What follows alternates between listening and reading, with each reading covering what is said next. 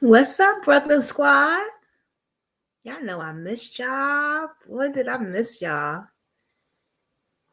Find Davohnte. Hey. Hey, Murdered by Katie Owens. Hi. Hi, Kathy B. Good evening, everybody. Let me push this back some. It's been a minute, right? I know Kathy B messaged me like, girl, what is going on? Let me get this together. Okay. We're going to wait just for a DAP to wait for anybody else that wants to join, and we're going to go right into it. This case just came to me. Yesterday I seen it.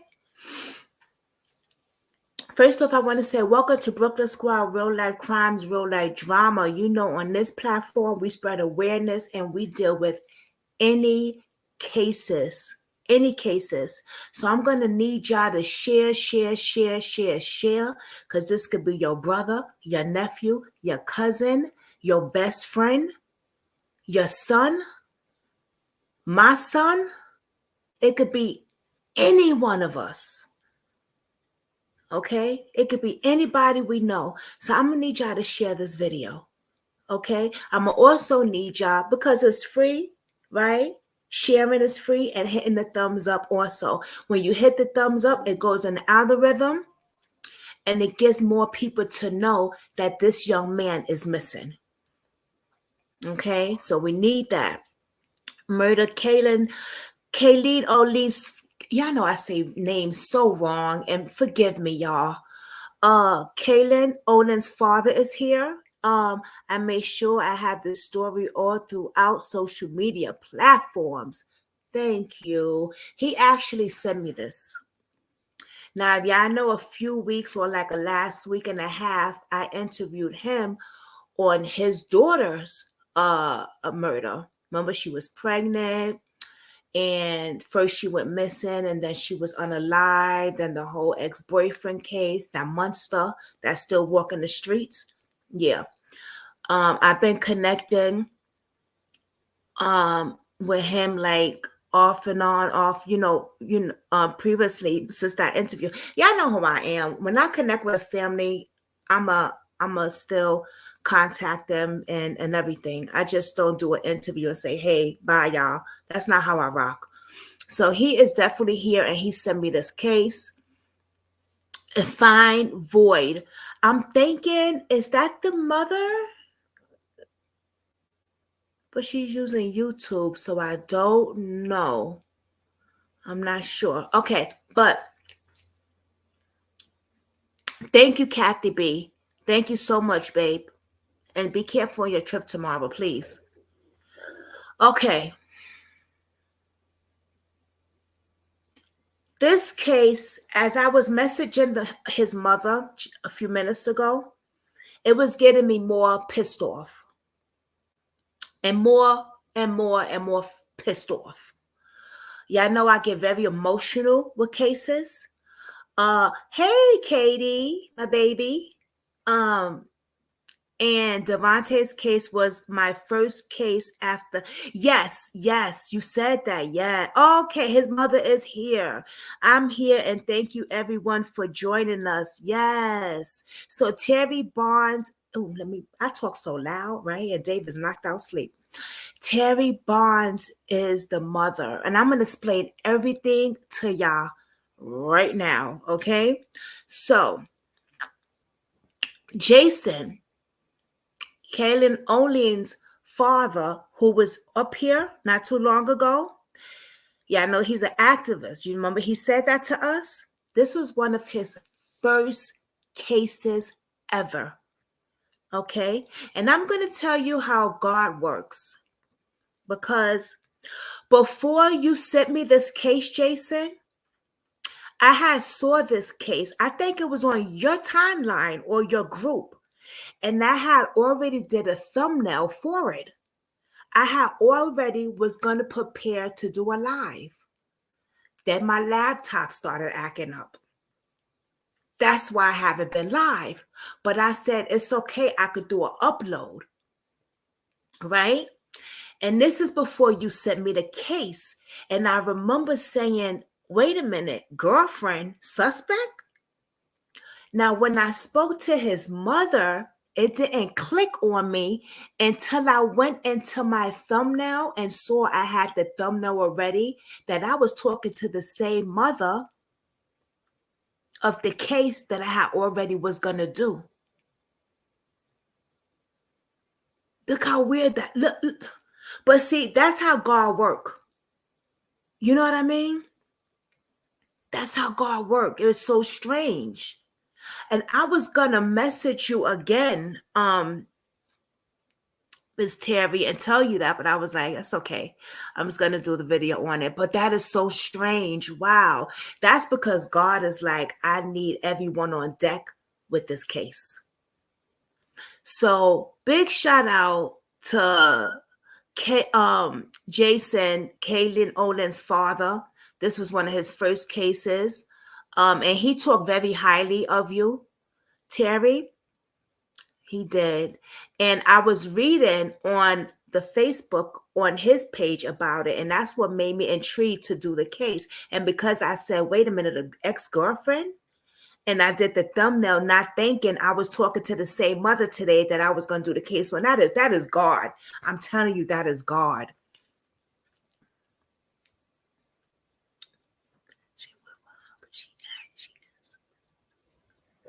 Yes, that is, yeah. So, okay, we have, let me get my phone because I want to make sure I get all this. Today, I'm going to play the news clip and I'm going to play an interview that she did. And I want to do a part 2 of this video also on this case.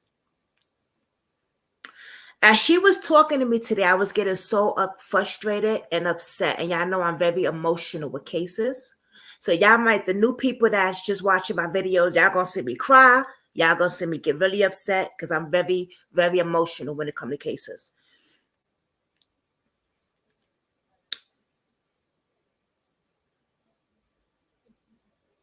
Hold on.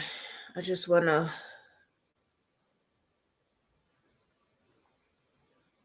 Okay. Her son, Terry Bonds' son, very handsome young man, by the way. Okay. Very, very handsome.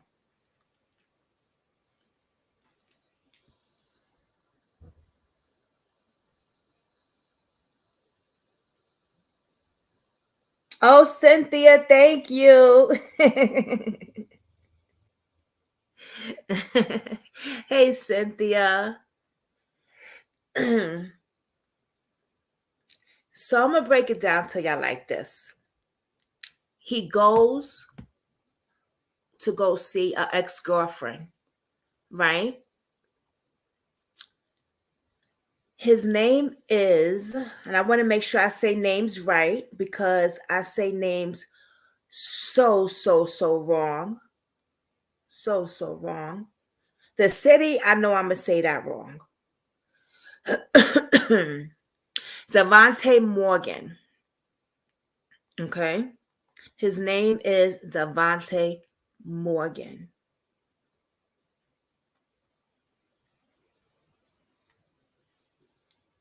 See something. 28 years old, handsome man, goes missing. We know that people just don't disappear. We know that people just don't vanish. We know that, right? We know that. I'm not even going to read whoever wrote that thing. I'm just going to tell you from talking to his mother. This young man goes to California to go visit an ex-girlfriend of his. And I'm going to play the news clip too. Goes to California. Please, God, do not let my laptop go off. Goes to California to go visit an ex-girlfriend of his, right? Now, apparently, she likes to drug him. She likes to put stuff in his weed to make him pass out. Mushrooms and shit like that. Now, when you do stuff like that, right, I feel your ass should be in jail. No, because nobody gave you consent to put anything in his weed or in anybody else's weed. So if you're doing stuff like that without my consent, you should be behind bars. It knocked him out so bad in the car ride when he woke up. He was in California. Okay. They get to California. I don't know what they had an argument. From what I read, they had an argument. She goes to go see the sunrise. I guess they was at a motel. She wanted to go see the sunrise, right? When she goes to go see the sunrise, she sees him on the deck, but don't say nothing to him. He was already living with another girl, Jennifer, on the east bay of Fremont. So Jennifer took him up. Oh, Jennifer took him up there? Okay. Oh, she's really trifling then. So she was really jealous too. He already had a girlfriend on the east where he was living at. But she picked him up and took him up to California. I'm going to tell you the name of the California too. Hold on, Kathy B.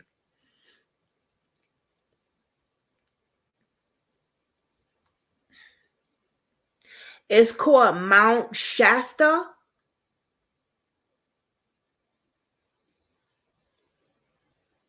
Mount Bay Area. When was last seen on Mount Shasta?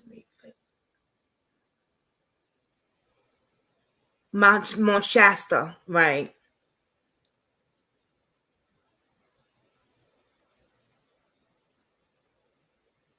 Okay, I'm going to tell you like this. I'm going to read what they said. Morgan reportedly missing by his girlfriend on May 7th. She reported that she broke up with Morgan on the night of May 4th, but the two stayed the night together at Cold Creek Inn in Mount Shasta Boulevard. The next morning, the girlfriend reported she went to see the sunrise, and as she went returning to the motel, she crossed paths with Morgan, but they didn't speak to one another. That is the last time that she saw him, the girlfriend told police. The following day, on May 6th, the girlfriend went to MSPD to speak to an officer about Morgan being missing. But after speaking to a member of his family, she decided to wait to file a report until the following morning.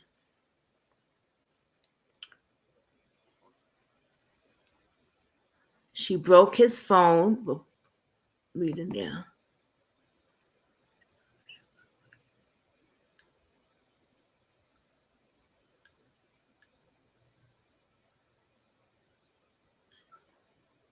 Okay.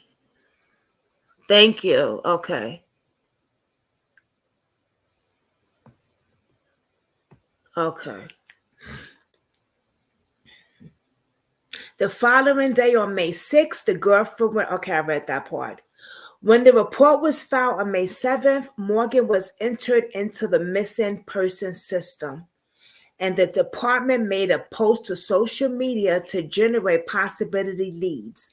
The information was shared region video, which is not true because I just found out that he was not in the he was not in Namus in the beginning.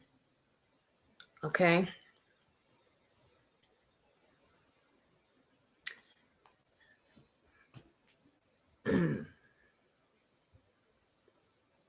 So she broke his phone before going up there? See, this is why I like the family up here, because I had read something else somewhere else. Okay, so he gets up there, right? And they have video of him a few other places, which I'm going to show you.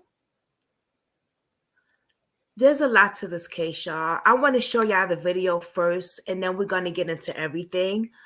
Um, the part that I have a problem with is, first of all, you give him something, you drug him. You drug him to get up there.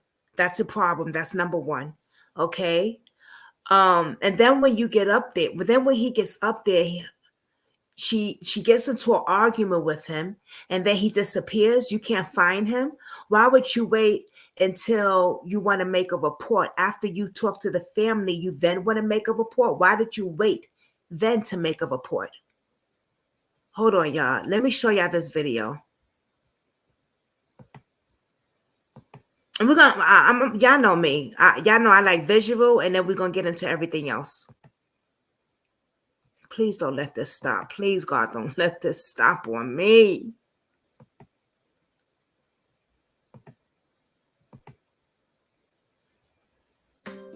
Jesus Christ. A lot of other friends. Yeah. Day. Thank you. I am doing great today. Excited to bring this episode, this conversation to our airwaves. Yeah, it was just me and Terry. Oh, thank God. Terry is Davohnte Van Morgan's mom, and we had double booked ourselves, so we split up our interviews. So that's why it was just me in this one. And it was a fascinating conversation, Lance, about a guy who seems like a great guy. Davohnte Morgan went missing on May 5th, 2020 from Mount Shasta, California. He was born in 1992 in San Francisco, 5'11", 165 pounds. He's an African-American man who was 28 years old when he went missing. His mom speaks glowingly of him, says he's got a lot of friends. His nickname is Vontae, and that's Vohnte. The circumstances of his disappearance is kind of crazy, honestly. He lives in San Francisco, but he went missing hundreds of miles away, and there's some confusing travel involved in the story. And a lot of the conversation is really trying to pin down a timeline as best as I could from Terry and about this case. It seems confusing. It seems like there could be people lying. It seems like there are definitely people not being fully open about what happened to Davohnte. Well, again, I'm really looking forward to listening to this. And if anybody has any information, the contact would be the Mount Shasta Police Department. That's correct? Yes. And the number for them is 530-926-7540.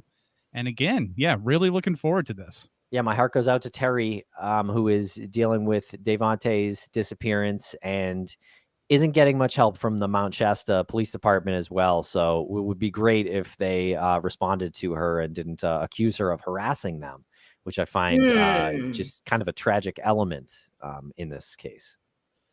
Yeah, you were telling me that after you got done that they were telling her to stop harassing them, which is unbelievable. I mean, for sure. Yeah, our hearts go out to her and the frustration she must feel knowing that the organization that should be looking into a very fresh missing person case, 2020, was only a couple of years ago. There's still plenty of information out there. You would hope that there would be more of a relationship that is productive between the two parties. And again, I don't think that she's making that up. I don't think that that's a word she pulled out of the blue and is trying to use against the police department as like a slur. I'm sure she's being very assertive, trying to find her son, and that's understandable. And we met Terry on TikTok, who messaged us and asked for some coverage. And you can follow Terry on TikTok at Mama T. That's MAMATEE 415. And she's posted a lot of videos about Davonte's disappearance.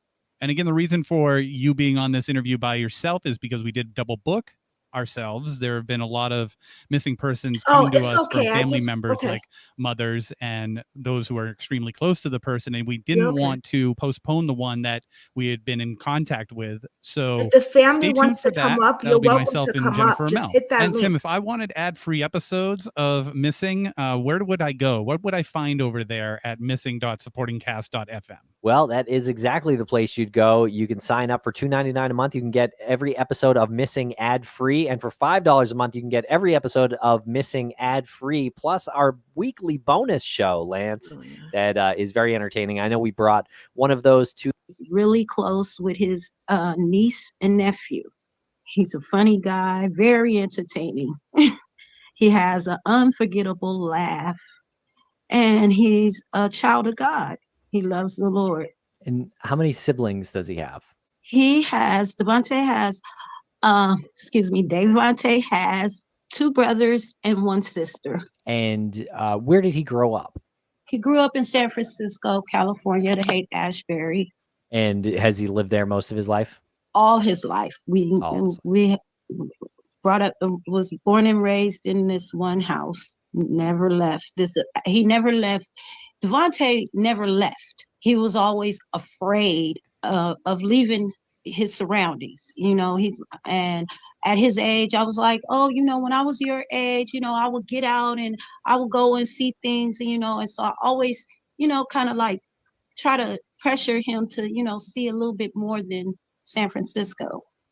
Why was he afraid to leave his surroundings? Because of missing people. He's always had this feeling that something was going to happen to him. It's like his worst nightmare. So that was something that he spoke about, his fear of going missing? Yeah.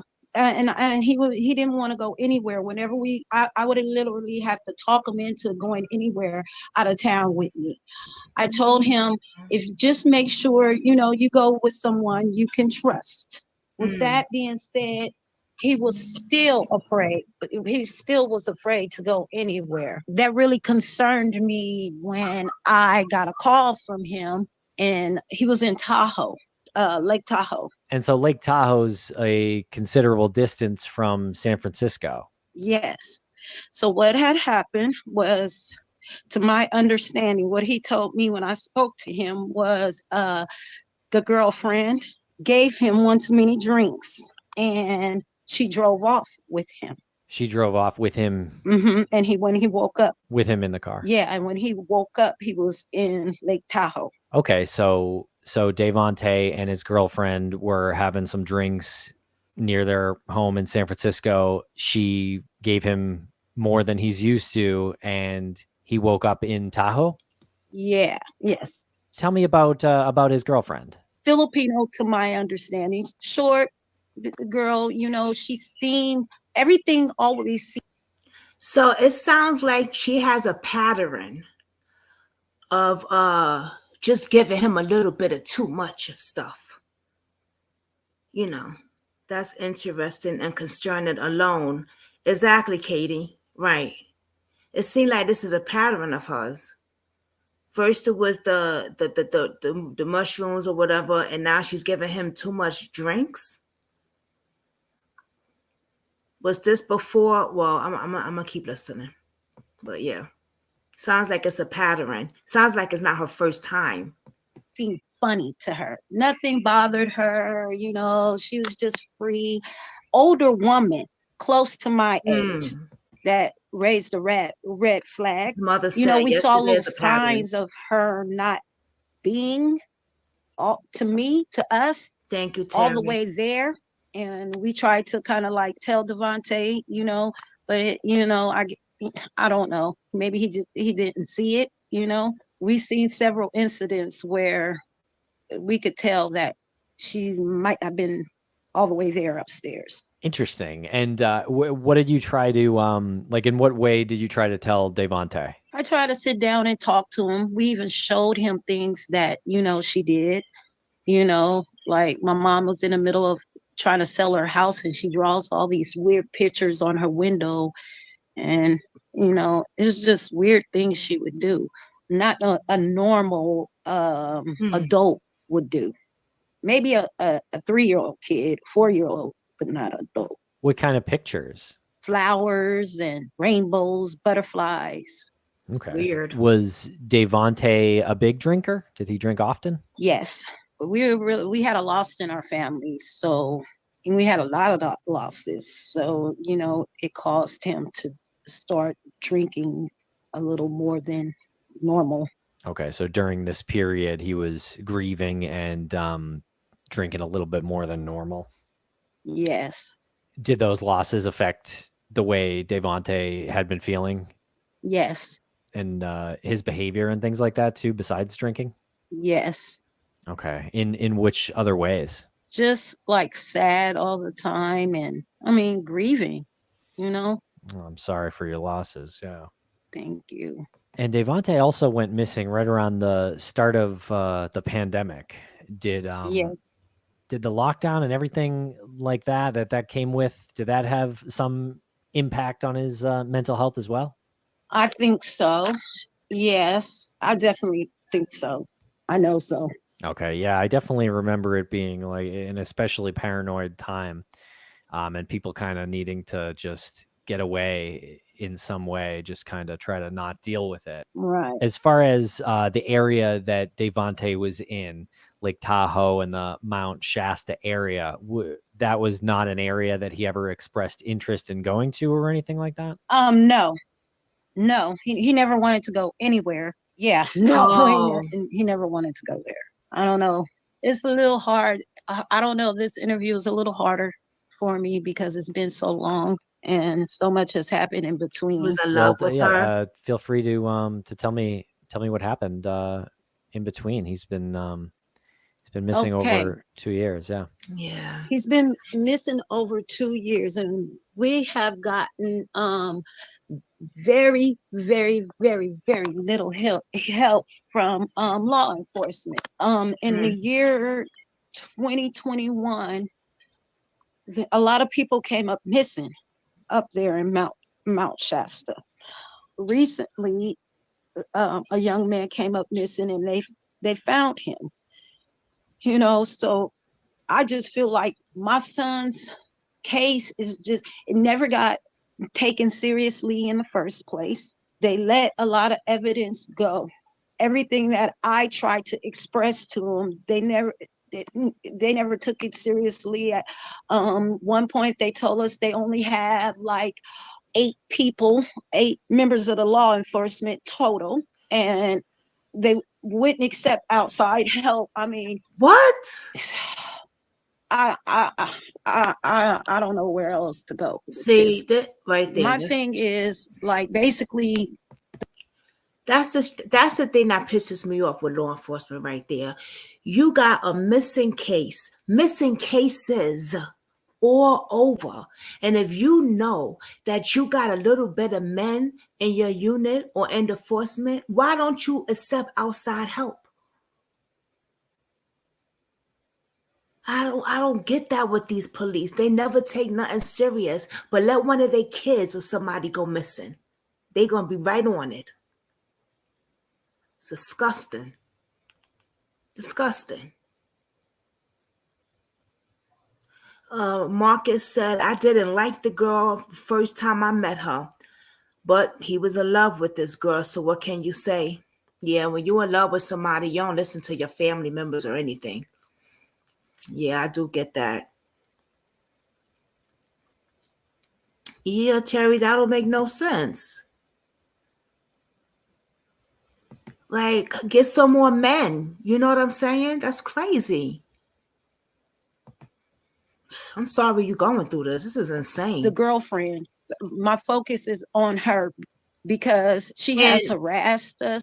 oh I no, mean, everybody, please don't. friends, family, anybody that probably is black, Come on, video. you know, from San Francisco. They might not even be related to us. I'm getting messages talking about, you know, she's harassing people. So not only the things the evidence that we tried to give them against her, they didn't look into it. They also suspected her from the beginning, and she's just basically she's running around living her best life, fancy free, while stalking us. Wow. And she still lives nearby? I don't know. I can't honestly say where she is. One minute she could be in Cameras, San shut Francisco. off. She's Oh my God. sighted in San Francisco. Another minute she's sighted in San Diego. Sometimes she goes back up to Mount Shasta. You know, weed, and I don't. It ain't. What the fuck? Oh, come on, Cam. This is what I've been. This is why I haven't been live for a while, because my internet's been. This just been acting up. I'm sorry. Damn. Do not do this to me. Please don't do this to me. Written communication plays a huge part.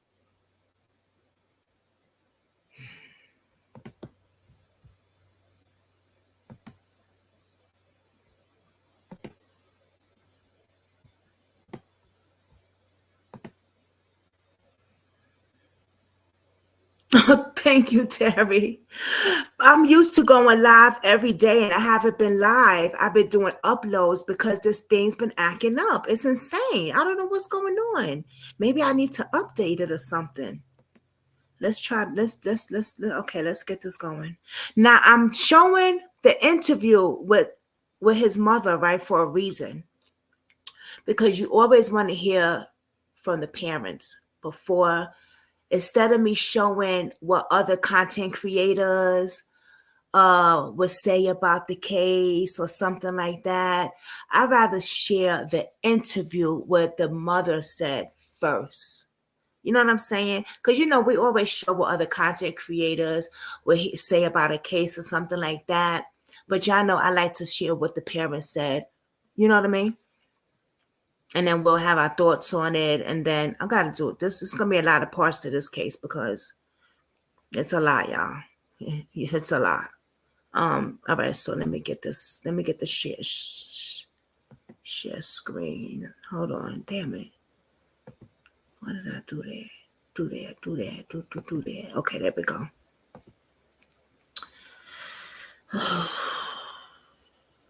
You're his stepfather. Okay. I would just say father, but all right. Okay, here we go. Okay. Davohnte has lots of other friends. I mean, we have a whole wider community that came up looking for him. Good. And none of his other friends heard from him or knew why he was in that area? No. Okay, so this was after I talked to him. After he was in Lake Tahoe, he talked to a friend, and he told a friend that he was thinking about going somewhere. And that was the last time any of our loved ones. That's right. I know that's spoke. right. Wait, I take that back. My middle son talked to him one time after that. Regardless if he came out of you, that's right. Still your son. They got to Mount Shasta. She sends, and I had the video. We could probably still find it somewhere. But she sends my middle son this video of Davohnte, and he's kind of like out of it. And she thinks it's funny. And she's saying, Davohnte smoked marijuana. He's 420, happy, I guess. And that's probably one of the things that interested everybody about up north. She sent him a video of Davohnte kind of out of it, talking about, look at him, look at your brother or whatever. And she was like, up here, the shrooms are so good, and Davohnte hates shrooms. She said the shrooms are so good and so mild that you could put them in somebody's blunt and they would never know. And this video, she sent it to my son. My son spoke to Davohnte after that, and his last words to his brother was this: bitch, did it again. My middle child asked Davohnte, how did he get up there? And he said, the B did it again. So basically, she drugged him, put shrooms in his blunt, and got him messed up, and drove up to Mount Shasta, and he woke up in Mount Shasta. Wow. Okay, so See? Based on his statement, it Highlight sounds like she's them the definitely way done it home. before too, Right. Thank obviously, you. to get him to that point, and then. But were there other experiences? Does it sound like? Yes, she definitely done this before. You know, she said she never been up to Mount Shasta, but there's video of her on the back roads and doing some of everything. Like she knows the town way too well. She told me that he went up there for a spiritual healing, and when he came down, he was gonna be a preacher. So, to my understanding, Mount Shasta is a place where a lot of people go to go get closer to God at the top of this mountain, but they never make it up there because of all the riffraff at the bottom of the mountain. What do you mean by riffraff? I mean, just some of everything, you know. My belief is if you believe in good and evil, wherever good is, there evil will certainly will dwell. Right. Davohnte was religious to you as well. This was not something that she had made up or anything. Yeah, no. Davohnte was out of my 4 children, he was always in church on Sunday morning. He's going to be the one that's in church. Oh, that's okay. And did he express interest in being a preacher before? Yes. And she knew that. Okay, so not completely out of character for him. So when you spoke to him last, was that when he told you that he got drunk or that his girlfriend helped get him drunk and then he woke up there? I said, "What you doing in Mount? I mean, what are you doing in Lake Tahoe?" He was like, "Oh, Mom, you know," and just laughed it off like that. Okay. And did he have his own phone at that time? Yes. He did. Yes. He called me from his phone, which at some point in time, she went from Lake Tahoe back to the Bay Area to Mount Shasta. My nephew had passed away, so it was a funeral he needed to go to. So during that time, to my understanding, she told us that she threw his phone. They got into an argument and she threw it. So she broke his phone, you know, and knowing that he didn't have a phone, she took him way up into these mountains without a form of communication. And we'll be right back after a quick word from our sponsors. Thanks to our sponsors. And now we're back to the program. Oh, that was quick. Okay, so sorry, let me just get the timeline a little bit straight in my head. So they were drinking in San Francisco, woke up in Tahoe. He still had his phone. You spoke with him, and then your nephew passed away back in San Francisco. They drove back that way, and some point during that drive is when she broke his phone? Sometime during that visit in San Francisco, because in the Bay Area, because the last ping is, I believe, Oakland, California was where he last used it. And how soon was that before he went missing? Probably like a day before. Yeah, it had to be the day before, like around the 4th. Okay, so then they went back to Lake Tahoe, and then his girlfriend sent the video of him to his brother.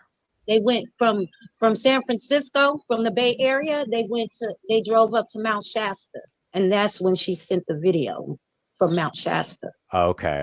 I think I was getting confused, thinking that Mount Shasta and Tahoe were the same, were in the exact same area, but they're still 100 or so miles between the two. At least. Okay. And was his girlfriend religious too? No. No, okay. No, not at all. But she was encouraging Davohnte to travel alone up to the top of Mount Shasta? No, she was with him. She was with him. Mm-hmm. So she claimed, yeah, it wasn't something he was going to do. He's not a big drinker. She always made fun smoker. and mocked our religion. She did? Yes. Well, that's why I'm confused why she was encouraging this sort of pilgrimage, if you will, to Mount Shasta. Thank you. Yes. Nothing she does makes sense. So, and then she was with him on the hike at Mount Shasta to try to make it to the top of the mountain? No, they never went hiking. They never made it. They never made it. Okay. So then where did he go missing? I know there's some surveillance on the street. Okay. So this is my thing. They got him on walking on surveillance and some flip-flops. Not ready for hiking. To my understanding. Let me stop it for 1 second. So He's not a big drinker and he's not a big smoker. And I'm sure since she's been with him for 10 months or more, she knows that. You know what I mean? We'll come to find out that they ping the phone, they ping her phone and told us it would take 6 months for a warrant to ping his phone. I don't know why every time I hear about the police trying to get a ping a phone or something with a case with a phone, they always get the parents a hard time. This is so crazy. And let me also say, no, I'm gonna wait till this is done, and then I'm gonna say what I'm gonna say about her, about the girlfriend, yeah. So she got rid of his phone before she took him up there, which I find that very, very interesting, because that way, if something happened, he would have no communication to get the help that he needs. How is he going to call his mother? How is he going to call his father?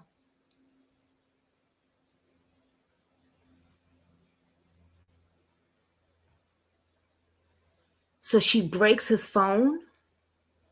I feel like this was all a setup.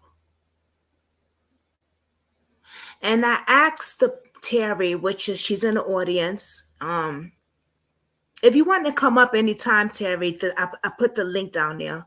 You could come up. But I know that you said you just want the video out. You want to. Oh, and let me say something. Terry, tomorrow is the 4th year that he's been missing. Okay, it's going to be 4 years tomorrow that this handsome young man went missing. Ooh. She's going to be starting her own live. Okay, y'all? So let's support every live that she does. If you could support every live she does, if you can show up, please, let's support, and share her videos. Okay? Share the link, share the videos. Just come in there, hit the thumbs up. If you see it on Facebook, share it. YouTube, share it. TikTok, share it. Instagram, share it. I was about to say that I think it was a setup. And the reason I'm saying that is, and I asked her if whatever we talked about in private message, can I disclose it on here? She said yes. This woman was married. Okay? She was married. So I'm thinking if her husband allegedly had anything to do with this.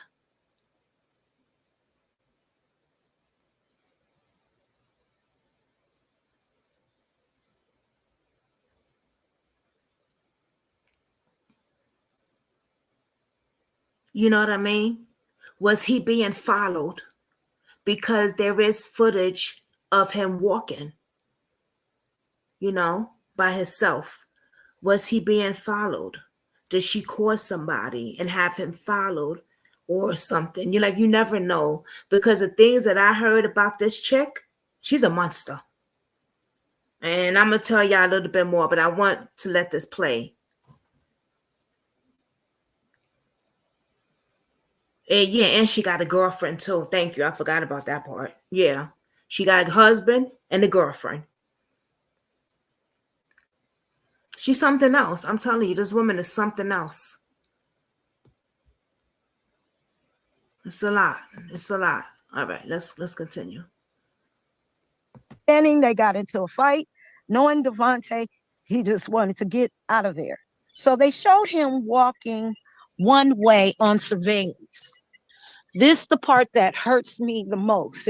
I'm not going to say the most, but once they seen him walk past one way, they stopped watching the surveillance. Later on, I find out that they said, oh, well, we decided to watch the rest of the surveillance. And this was months later. He walked back the opposite way 15 minutes later. So I don't know why. So that's another negligence on their part, because I don't understand how you can see somebody go one way and just say, okay, that's it, I'm going to stop watching the tape, instead of sitting and watching and waiting for him to go back the other way. And then once he went back the other way, there's no more sighting of him. He just like vanished.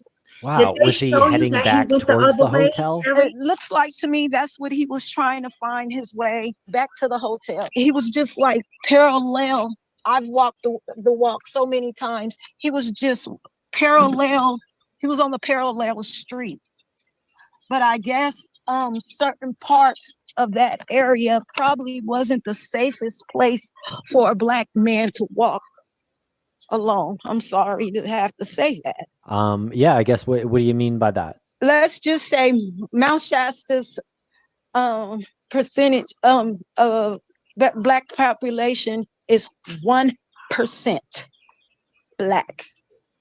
Okay, so he has an argument with his girlfriend in the hotel room. He goes for a walk down the street. 15 minutes or so goes by. He comes back towards the hotel room. We don't know if he stopped there, but he went back towards that way, and he has not been seen since. Okay, so this she says this is what she told us. She said her and Davohnte got into a fight. And they separated. She went and watched the sunset, the sunrise. They passed each other, and the town is not that big, I mean, she passed each other, they locked eyes, and that was the last time she saw him. Would be in front of this hardware store that's probably like 2.5, maybe 3 blocks away from the hotel. Does that story sound right to you? No, it definitely don't. Nothing she says makes sense. Right. So she said at sunrise, and I take it it's on the 5th of May. Mm-hmm. So on sunrise, they were walking on the street, across the street, I guess, from each other, and they looked at each other but didn't say anything. Mm-hmm. So at this point, Davohnte's got no phone and no vehicle. No, nothing. And he didn't try to talk to her per her, and she didn't try to talk to him. So says her. Yeah, so says her. Well, that part, yeah, that really doesn't make much sense. In your opinion, having been there, where could he have gone? I don't know. I have not a clue. I know that we had friends up there, well, so-called friends. I know that he went and visited them, and they didn't tell me. When I saw them, they act like it was something new to them that Davohnte had was in town, which it wasn't, because a neighbor had spotted Davohnte at his house, at their house, and the girlfriend at their house. So there's other people involved. And they're acquaintances of the girlfriend, or they're old family friends or something? They're acquaintances of ours from the neighborhood. Back in San Francisco. Back in San Francisco, yes. Okay. And so their main affiliation is with you and Davohnte, and not so much the girlfriend. Right. And did Davohnte and the girlfriend visit them when they were up there right around that time? Yes. They found Davonte's shoes. Davonte's shoes was in the house. We had to get the police to go up there because they had his shoes. She was giving away all his property. When we got there, she was giving away everything, and she gave this guy a pair of his shoes, but he was like, I didn't want them. I tried to give them back to him. So when we went to, the guy is supposed to be the acquaintance. When we went to go try to get the shoes back, his wife wouldn't give them back to us. Wow. She snatched the shoes back and said, Davonte's dead. Now, to my understanding, the guy, we're more closer to the guy. He told me that and his girlfriend had left one night, the night he came up missing, supposedly came up missing. They left that night and didn't come back until the middle of the night. She shut him up. And then after that, anytime we tried to get any information out of them, they play crazy. So they act like they don't know anything after that? Mm-hmm. The guy, the acquaintance is from San Francisco. He has a wife. You know, we're not really that close with the wife. We're close with the guy. Actually, me and the wife don't really get along, but for Davonte's sake, I tried to be friends with her. My friend's wife and took a ride the day that Davohnte came up missing. He don't know where they went, and they went early the evening and came back late at night in the middle of the night. And he was like, I don't know where they went, I don't know what they did, but he went to try to tell us everything, and the wife stopped him, was like, no, and start talking. And then we tried to get any more information out of him. The wife already seemed to be That the guy, the acquaintances from San Francisco. He has a wife. You know, we're not really that close with the wife. We're close with the guy. Actually, me and the wife don't really get along, but for Davonte's sake, I tried to be friends with her. My friend's wife and took a ride the day that Davohnte came up missing.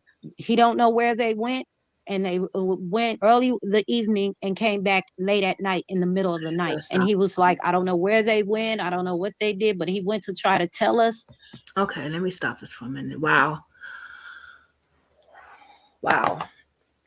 Ooh.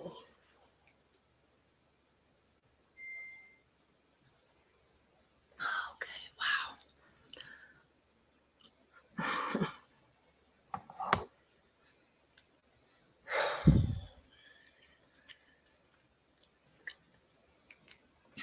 All right. Yeah, these friends of hers in question definitely involved.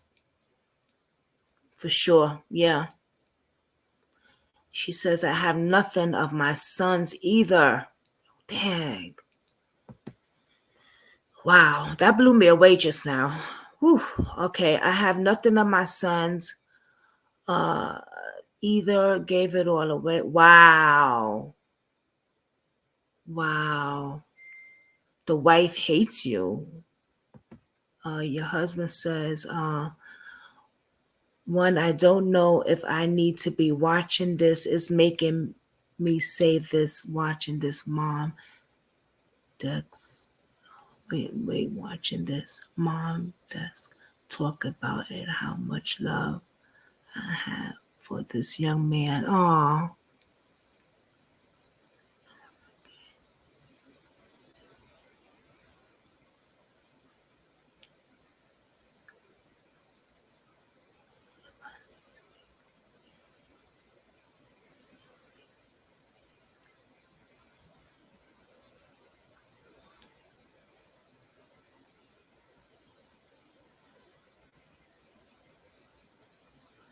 Yeah, I get it.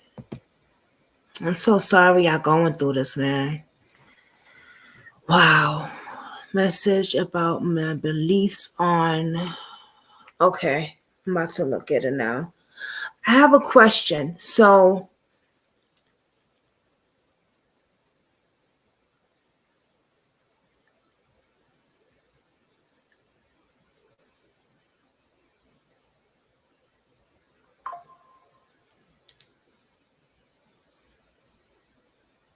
oh, huh. Yeah, she said one population of black, probably not even that. So, is this a sundown town? Is what we need, first of all, that's what we need to figure out. Is this a sundown town?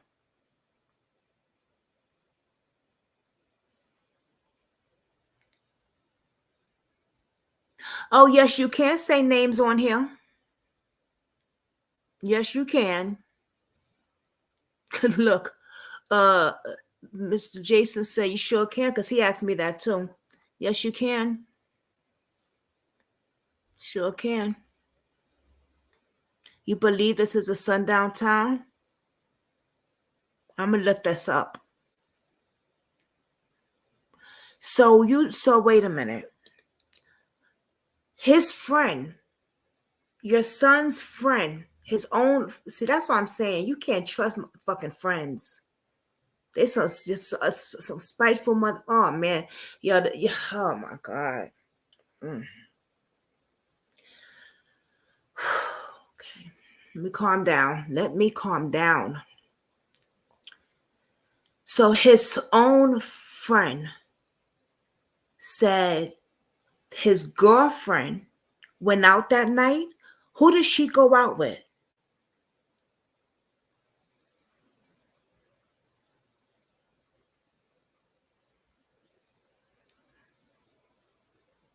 That's the only little part that got me confused. She went out that night.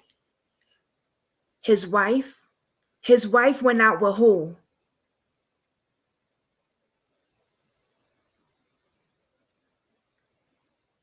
Right. The friend's wife went out that night. But who did she go out with? Do you know? She went out with Jennifer?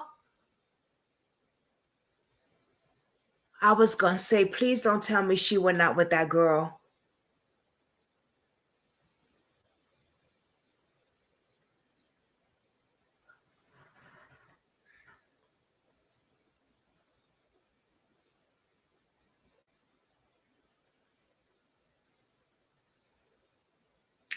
Oh my God.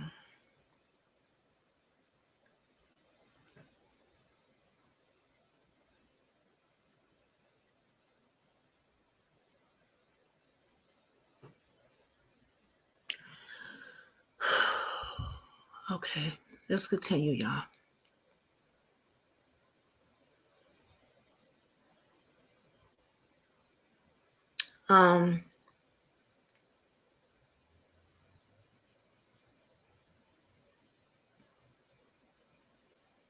AJ was ready to spill it all. Sorry, I was looking this name up. They supposed to let together around 8 p.m. and didn't return around 6 a.m.?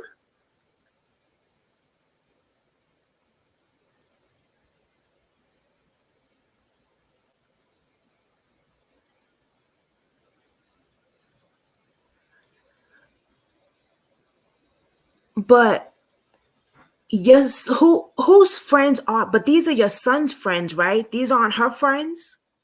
Does she know them? Does she know them while she got hooked up with your son? Like they became her friends when she was with him?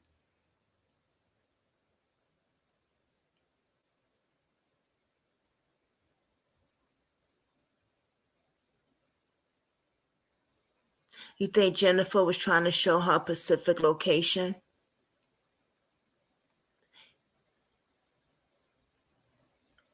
She knows them from Davohnte.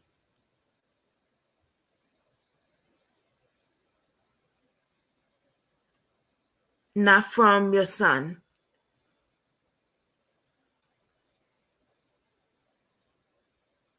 They are our friends from Tiger Park.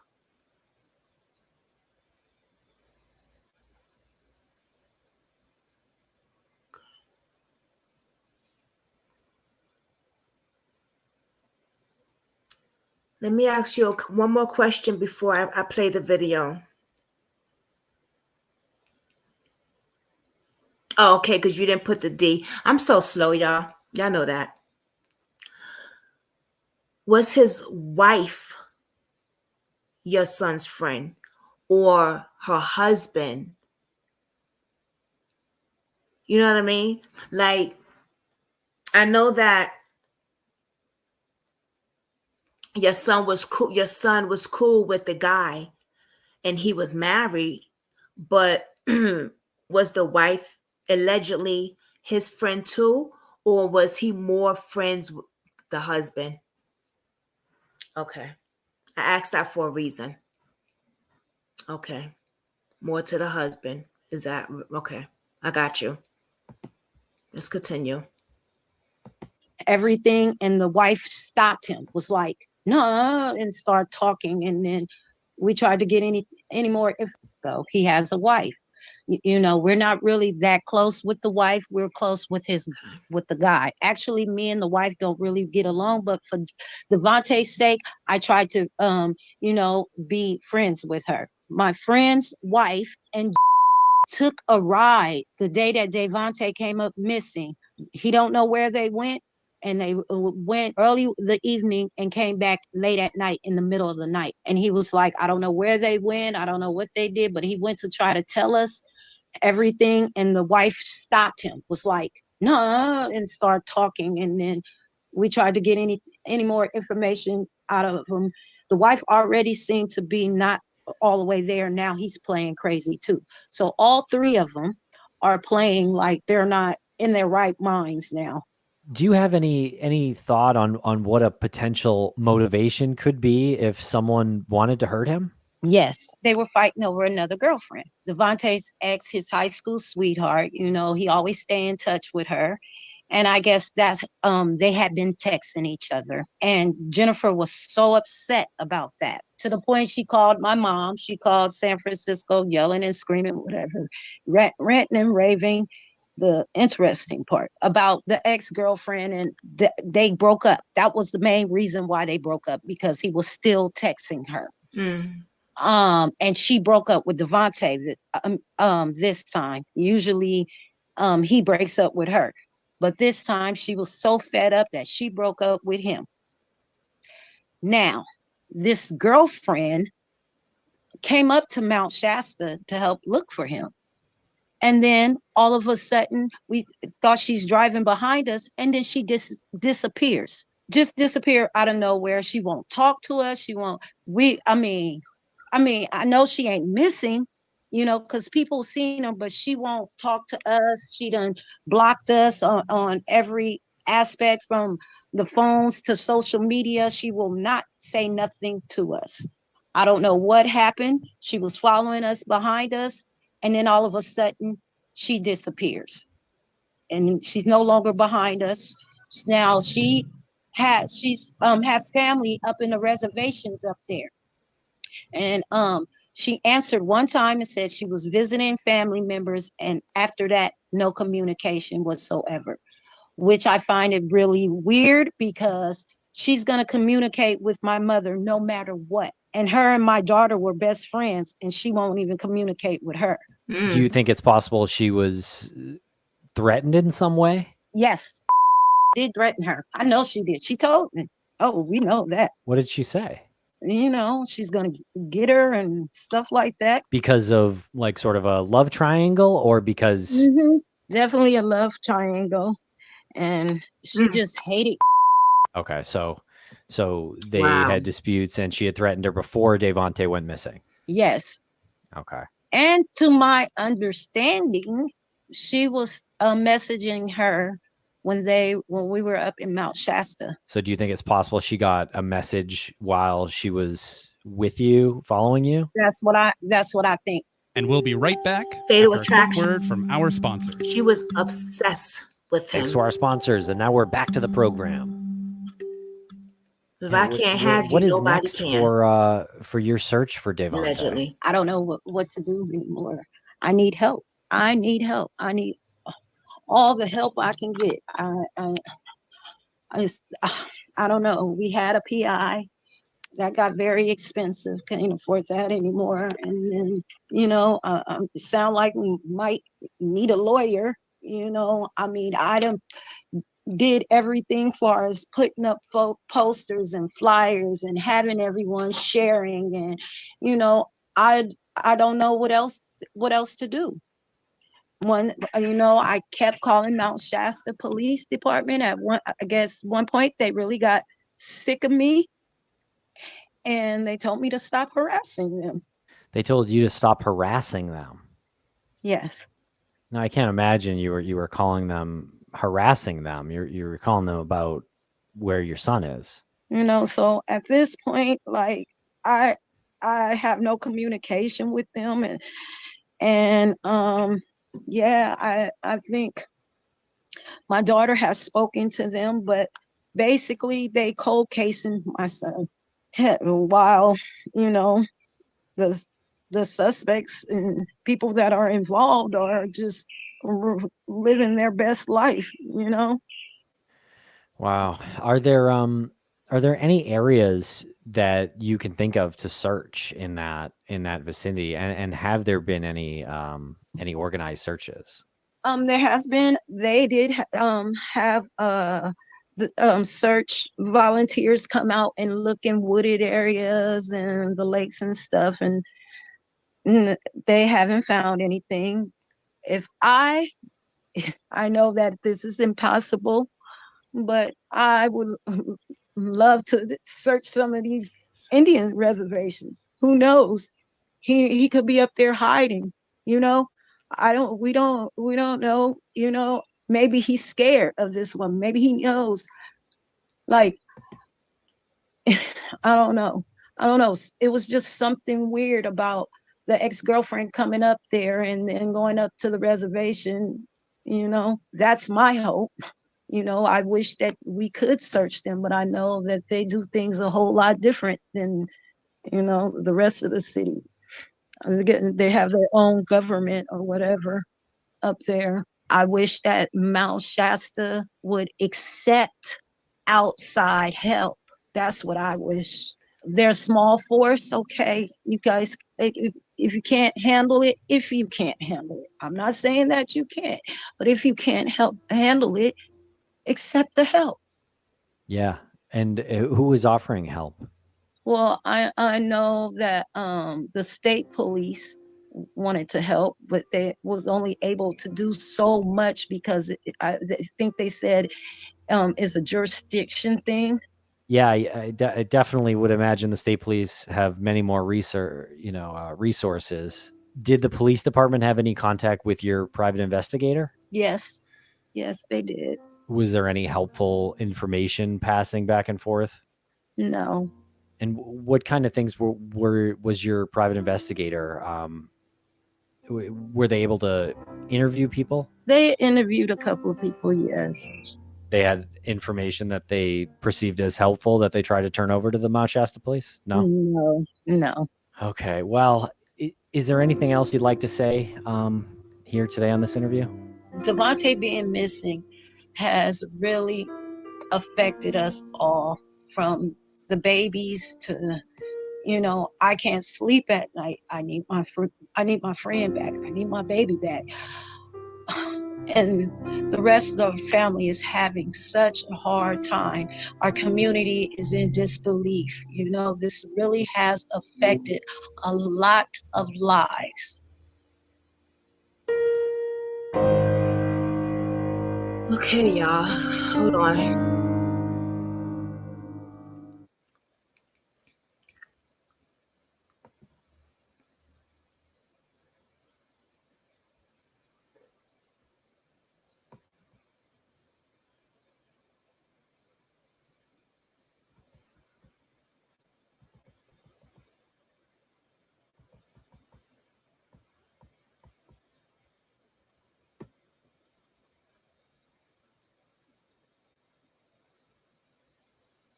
Hold on, y'all. Give me 1 minute because I wanted to show y'all something that I saw.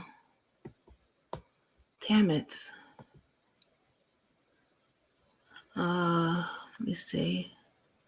Okay, here it is. Recordings just got better. This is mute.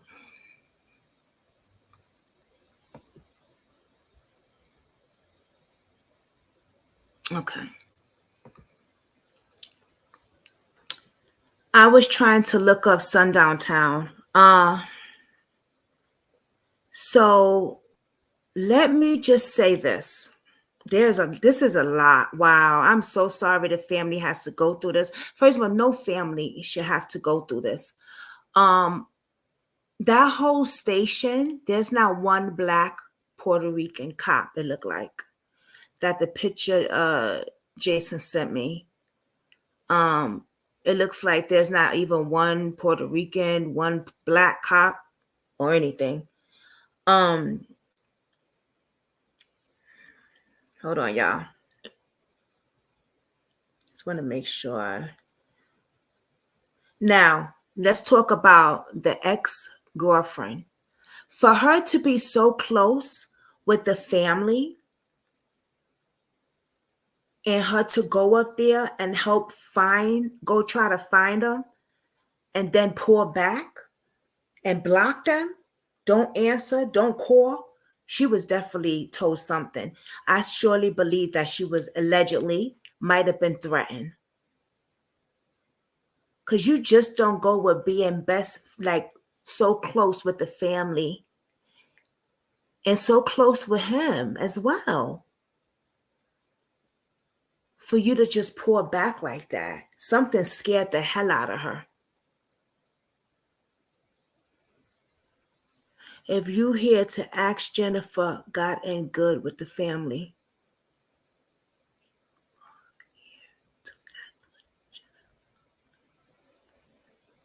I know, okay. I know of a place I think really needs to be searched, but we will need the assistance of the federal authorities in order to do so.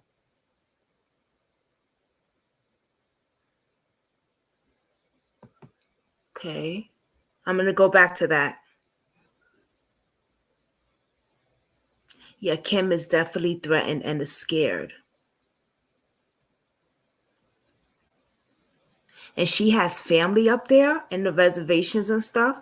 I heard a lot about that a place, a reservation. I remember, I don't know if you still here, Cheryl Nation. Remember we worked on a case, me, you, and hold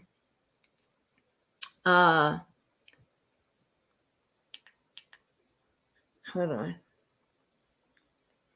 with that girl missing, her mother. Nobody in Barty's circle, Dante didn't want him to go. So nobody wanted him around to go with that girl. I think, you know what? Because when you're around somebody, you could feel a vibe if that person is good for you or not. Like you just get that instant, like that. I think I call it the higher power.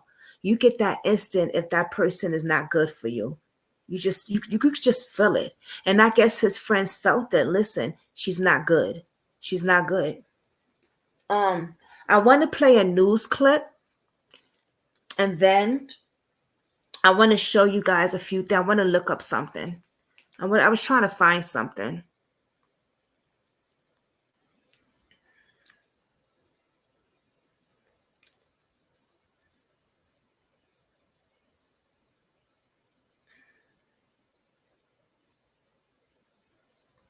Okay, and also she tried to lure the family in the middle of the night to a park.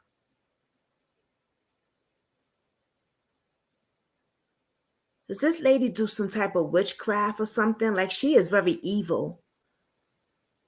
She tried to lure the family.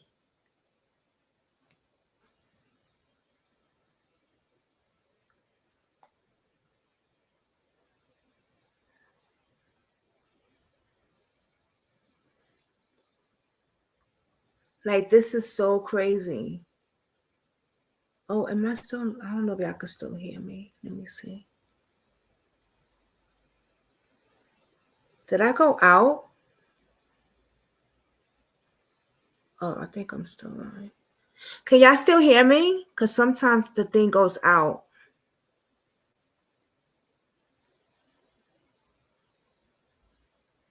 I think I'm good.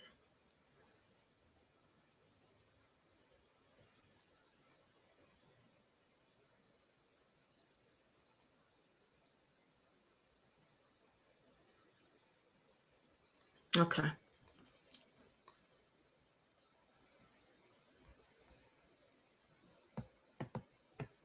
Oops.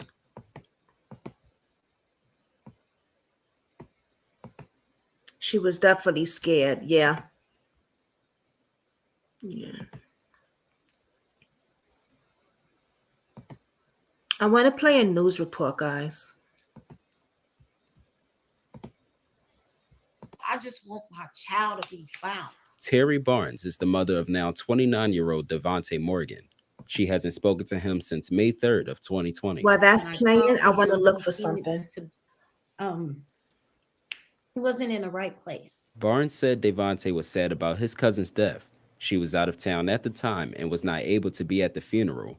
That same day, Barnes said Davohnte left with his girlfriend. I talked to him, and the girl had drove off caught him like had one too many drinks, and she might have to drove keep off, this. and he was in Okay, that's good. Lake Tahoe. Lake Tahoe is about 200 miles north of San Francisco. Barnes thought it was unusual that he left because Davohnte never leaves their neighborhood. 2 days later, on May 5th, he was reported missing by the Mount Shasta Police Department. To my understanding, he was in a bad place, and he went up to Mount Shasta for a spiritual healing. When he came back, he was going to be a preacher. Morgan has no ties to Mount Shasta. According to the National Missing Persons Report, his girlfriend said they had a fight at a hotel the night of May 4th. It said he went on a walk the next morning and never returned. The report said, quote, he had no destination, no cell phone or vehicle with him. Barnes says she was told a different story and believes it's suspicious. That young woman knows what happened to him. My son was a child of God, funny, loving, beautiful. Everybody loved him. He would not just leave us like that.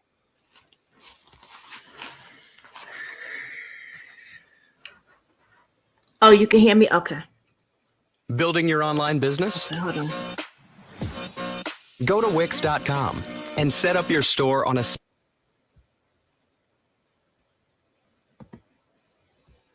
Okay. There are many gifts people are wishing Hold for on, this y'all. holiday season.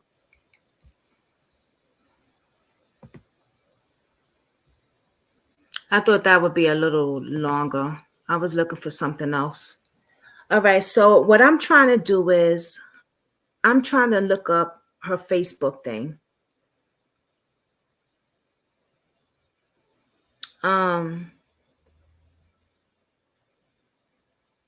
But I might have to do that off camera. But let's check out the police station. Let's do that.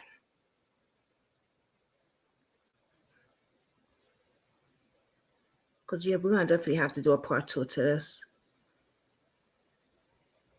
Let me see the police station. I want to show y'all something.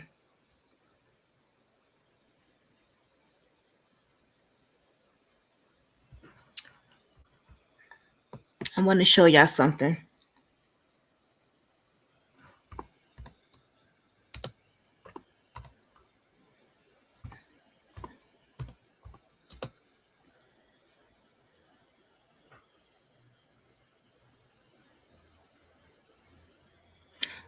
St. Chester, POLI, police department.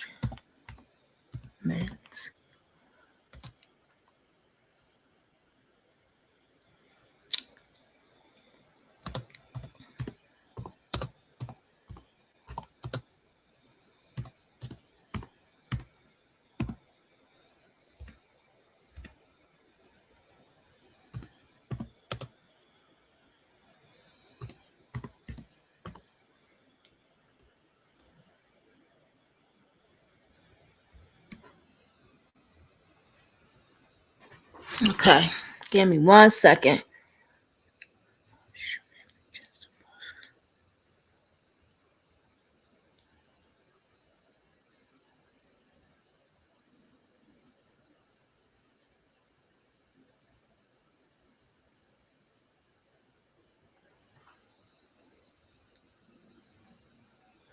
All right, so it looks like they have a lot of shootings. So let's go to Google.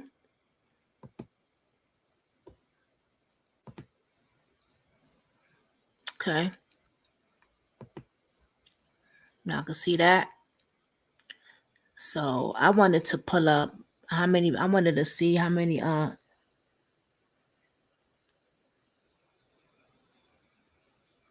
black cops they have, but that's okay. Police department. Let me see something else.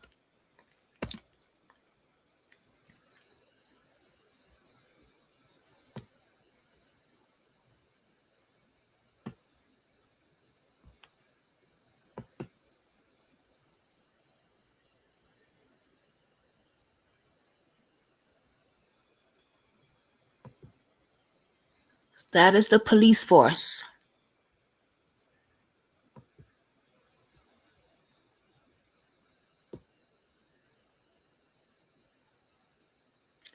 County police record. Looking at, let me see.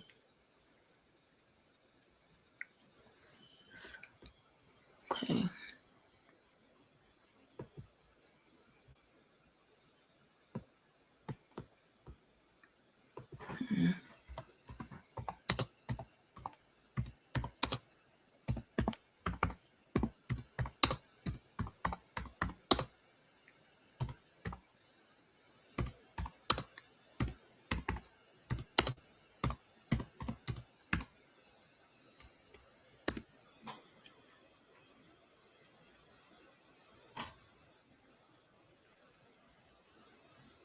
Wow.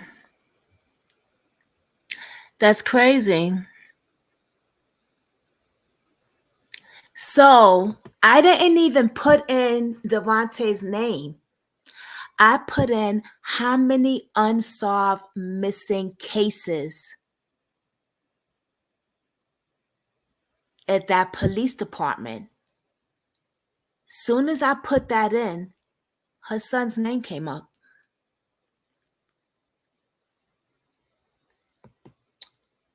Ain't that something? Look at this. Suspicious disappearance of Davohnte Morgan remains unsolved. It's been 3 years. But this is from Daily Crime, and then you got one here on Facebook. The Mount Shasta Police Department has been actively working on several missing person cases. Here are some notable ones. Davohnte Morgan.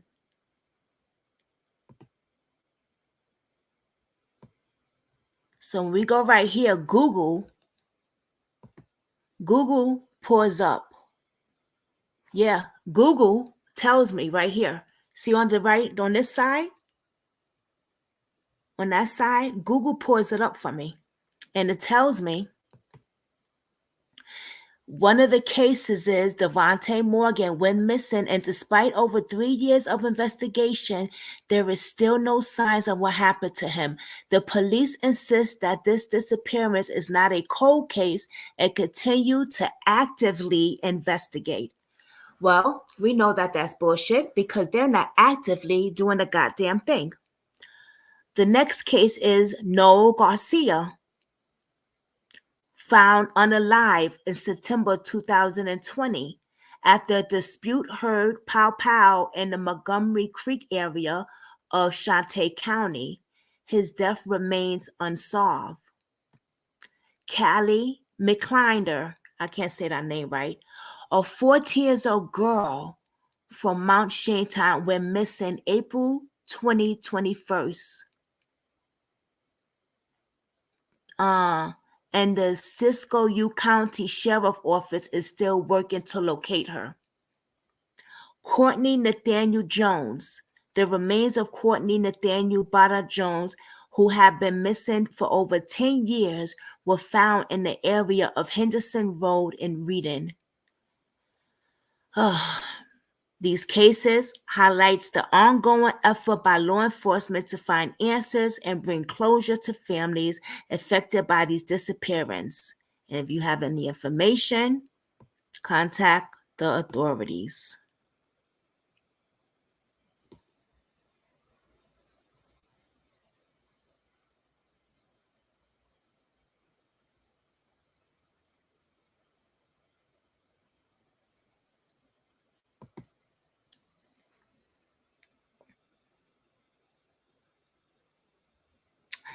Me either. And that's another thing that I was thinking, I wouldn't put it past them that they're involved too, especially in a lot of cases we see. Let me see something.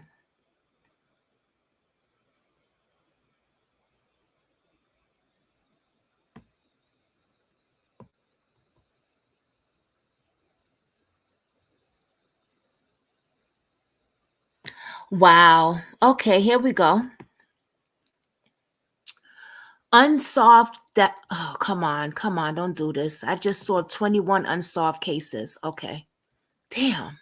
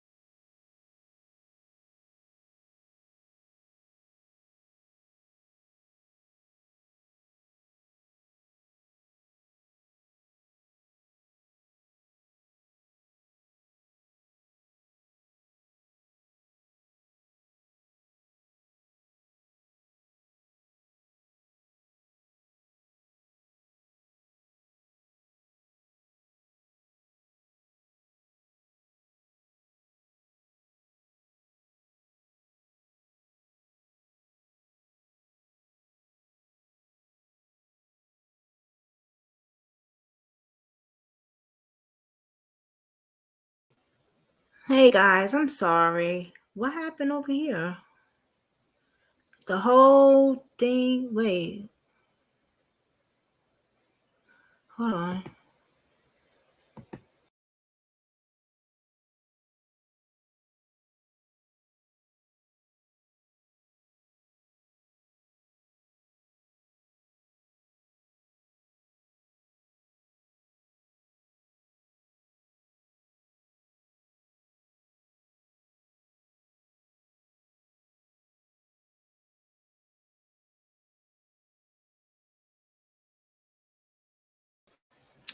I don't know what's going on with this laptop, y'all. I really don't. It's frustrating. I definitely got to take it somewhere to get looked at.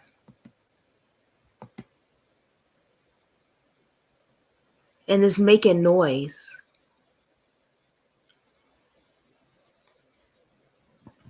It's making noise like if it's overheated.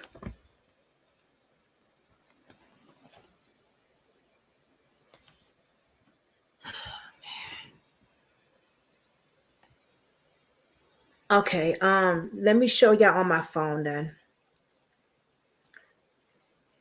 So Jason sent me something, and it said body cam of an officer involved in a shooting out there.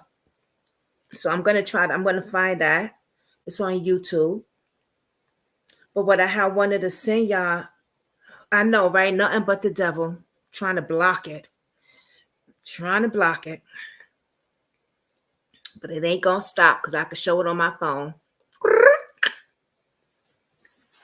But my laptop, that's why I haven't been doing lives, y'all, because it's been acting up. I've been just, if I could do the uploads, I could deal with it, but doing a live and then it acts like this, it's just crazy. Hold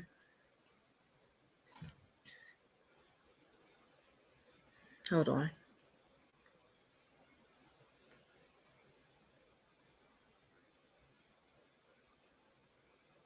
Another thing, what hotel was they at?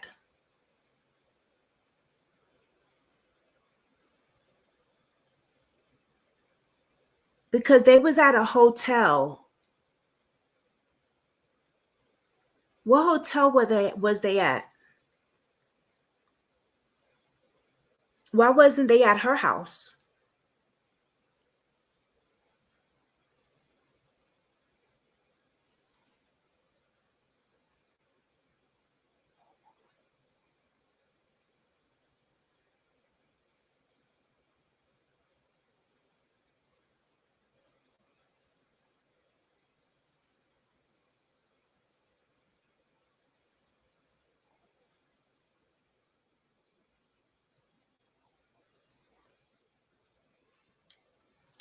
It was called the Cold Creek Inn. Okay, right. They did say that in the thing. Okay. Suspect is fatal shut out. They struggle.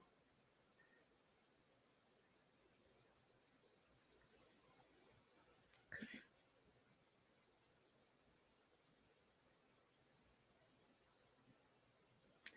A body cam of an officer involved in a shooting in Mount Shasta on Christmas has been released. Let's take a look at this. And this is 2 months ago. So let's see how corrupt they are. Deadly officer-involved shooting on that Amtrak train back in December. Oh, not you two acting crazy. Come on. So far, it's okay. Okay. He used brand new body cam video of a deadly officer-involved shooting on that Amtrak train back in December. A warning, some of you may find this disturbing. Shots fired, shots fired. Mount Shasta Police Department says that this is body cam footage from Officer Jeremiah Capuro. We first told you about this shooting on Christmas Day. Now here you can see as Officer Capuro shot and killed Nicholas Detweiler of Klamath Falls, Oregon. A witness said Detweiler was acting erratically, and the officer tried to talk him off the train. Then he, right here, tasering Detweiler. A few minutes later, he shot and killed him. Police say Officer Capuro was treated at a local hospital afterward. Police say Capuro was placed on administrative leave, but since has returned to full duty.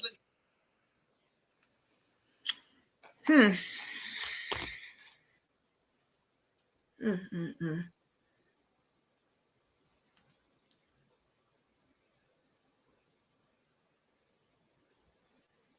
She always had an excuse why they couldn't go to her house because her husband probably was there. That's why. Cold Creek Inn. Did y'all ever call the Cold Creek Inn?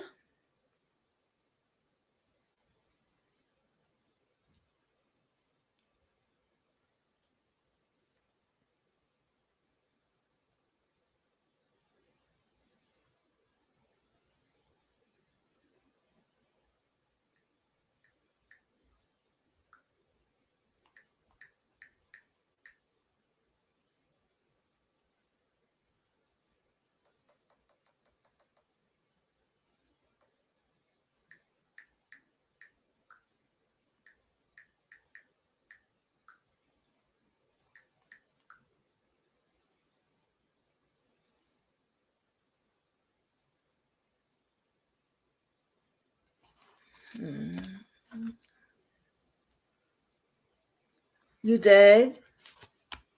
Did they say anything bizarre? Like if they remember anything bizarre about her, or if she was carrying anything out, or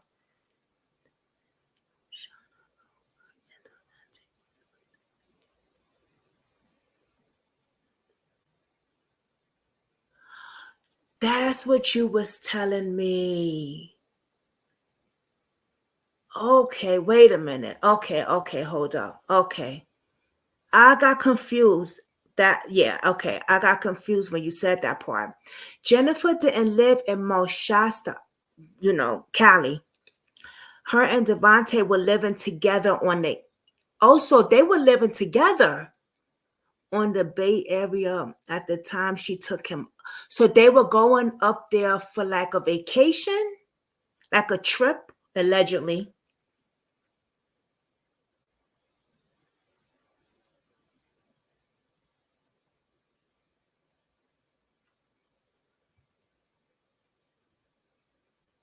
So they were living together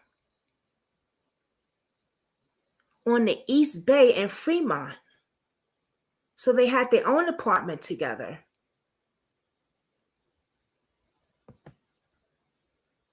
Who decided to take a trip up there? Another thing we find odd is that she switched rooms before we even got there. Half the room that they had together cleaned. Ashani hustled friends and family and loved ones for money. So she changed rooms. The cops fucked up. They messed up big time. They should have swiped that room upside down for DNA. Anything. Did they do that? Probably not. Because if they had, they probably would have, God forbid, found something. And they didn't do that, right?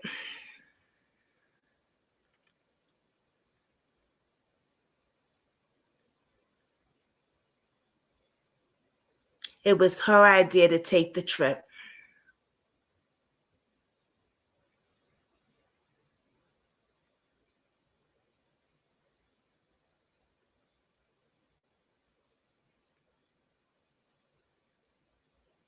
They always say that they don't want to be fat. They ran away or something, or it's crazy. That's why she broke his phone before they went up there. Yep. So I'm just trying to picture. This is wow. How could the cops even? And then they got the nerve to tell you to stop harassing them. So she plans this so-called trip up there. Was it his first time going up there?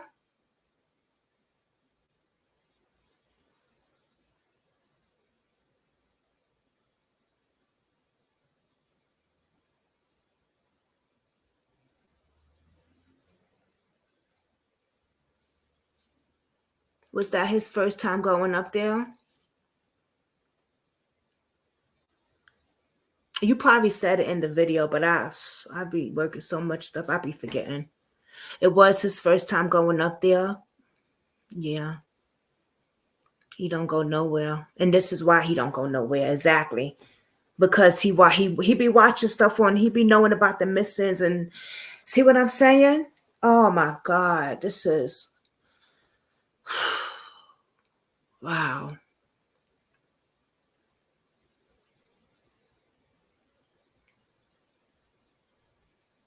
So she's obviously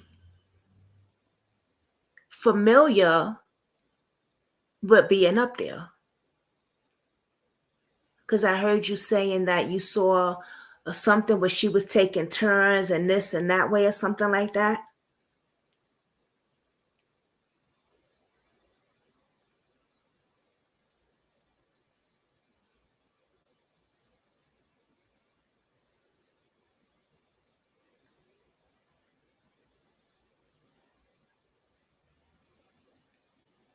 Yeah. Has she reached? This is crazy, y'all. I don't know who's watching this right now, but please share this. There's so much. Man, listen, when I got this yesterday, I didn't know it was, this is definitely, she needs to be looked at. They should have wiped that room like it ain't no tomorrow. Okay, especially with her switching rooms. Something right there. I mean, and for the cops not to do their job just already tells you.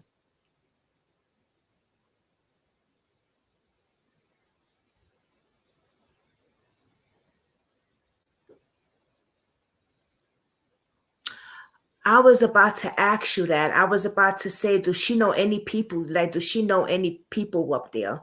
Does she know anybody up there? And do she have family that's like, does she got family that's in the police force? That's another thing you got to find. It's good to find out. You know what I mean?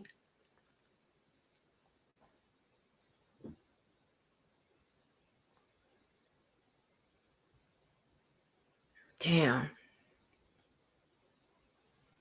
So she went up there talking about when to go refresh her spirit. He wants to refresh his spirit. And when he come back, he want to be a minister. Did he tell you that, or she just said that shit? She sound like a psycho. A freaking psycho. And I can't find her thing either. I'm having a problem finding her.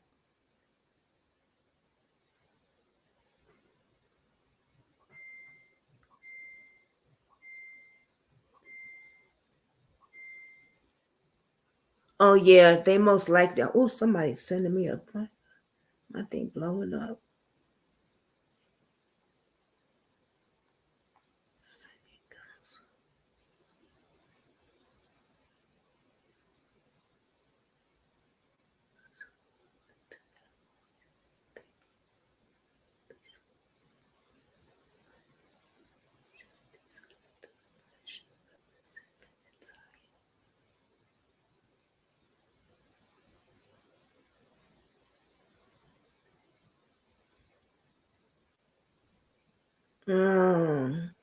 City Council elected official of Mount Shasta elected 5 city council members when elected as large. I don't know what.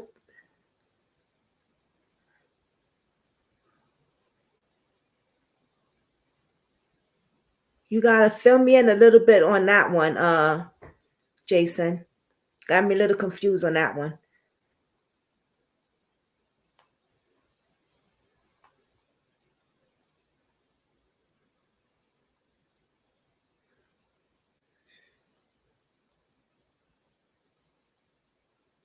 All right. Hold on. Let me see something. What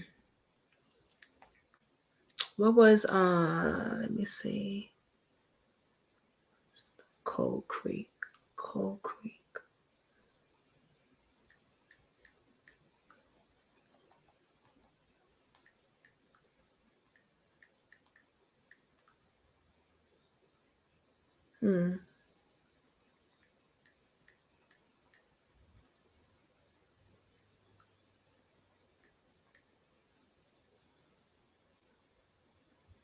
I'm trying to pull up the resort. Okay. So this is the Cold Creek Motel, the Cold Creek Inn.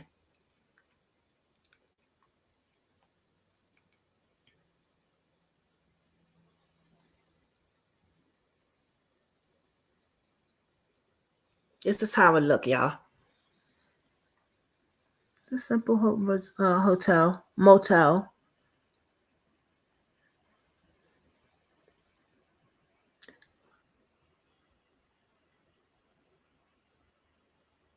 I'm trying to see if there's cameras. Did they even check the cameras? They should have checked that room. Well, and that's another thing. There's footage of him, and I want to show y'all that. Give me a minute. Please don't let this damn. Oh, you know what? I could show y'all on here. I'm not going to put it up because sometimes when I'm putting up stuff on his laptop, it's acting cuckoo. So let me show y'all the footage of the day that Dante was walking around.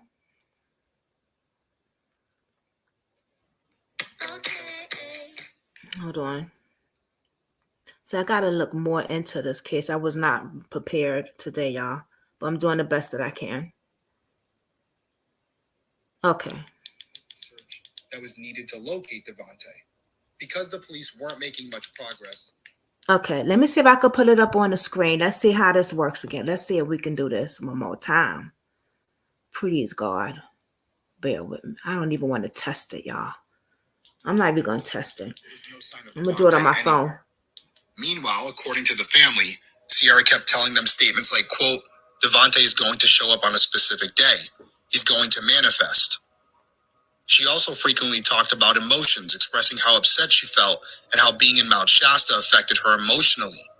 This was obviously quite distracting for Davonte's family, so eventually they asked Sierra to return to San Francisco. After she left, they didn't hear from her much. She didn't ask about the searches or check in to see if there was any updates. She just kind of fell off the map. However, the family remained in town and continued to distribute flyers, engage with locals, and search for evidence. Thankfully, the police started receiving tips. According to Investigation Discovery, one tip came from a woman who said she heard a couple fighting outside of her house, which was just north of the motel, and this was around 9:30 a.m. on May 5th. The police believed the arguing couple could be Sierra and Davohnte, and they were particularly interested in this tip because it conflicted what Sierra had claimed originally, which was that she and Davohnte passed each other near the hotel around 9:30 a.m., but they didn't speak. This new information made the police doubt Sierra's story, but they didn't have any evidence to prove that she was involved with Davonte's disappearance. However, they did reclassify the case as suspicious. Okay. So wait a minute. So there was a couple that heard somebody arguing by the hotel?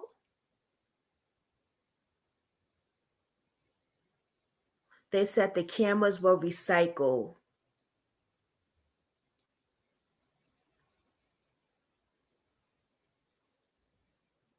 Yes, I've seen this. Can you send me a link?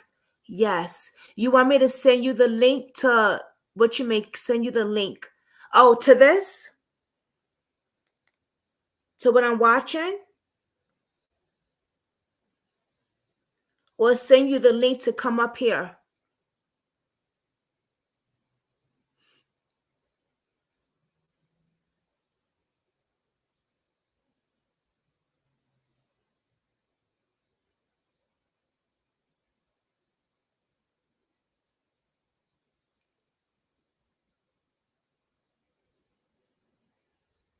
Let me know. Let me know, Terry.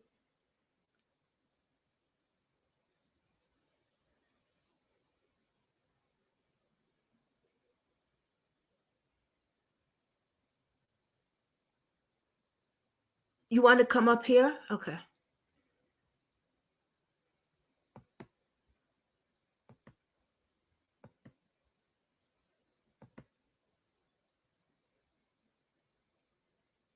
Oh, to what I just played. Okay. Okay, I'll send you the link to it now. Okay.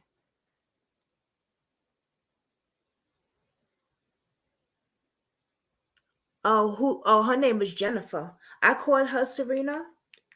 I mess up everybody's name. I thought he just called her Serena, though. Let me see. And posted on social media in hopes of generating leads. They also checked hotels, county buses, I'm gonna send it to you taxi now. services, Greyhound bus lines, and Amtrak in Siskiyou County, but found no record of Davohnte using any of these services. Unfortunately, this was about all the Mount Shasta police could do to search for Davohnte. They later explained to Investigation Discovery that the department is very small. They don't have any detectives or any search dogs, and there's only one officer. Okay, I just sent it to you.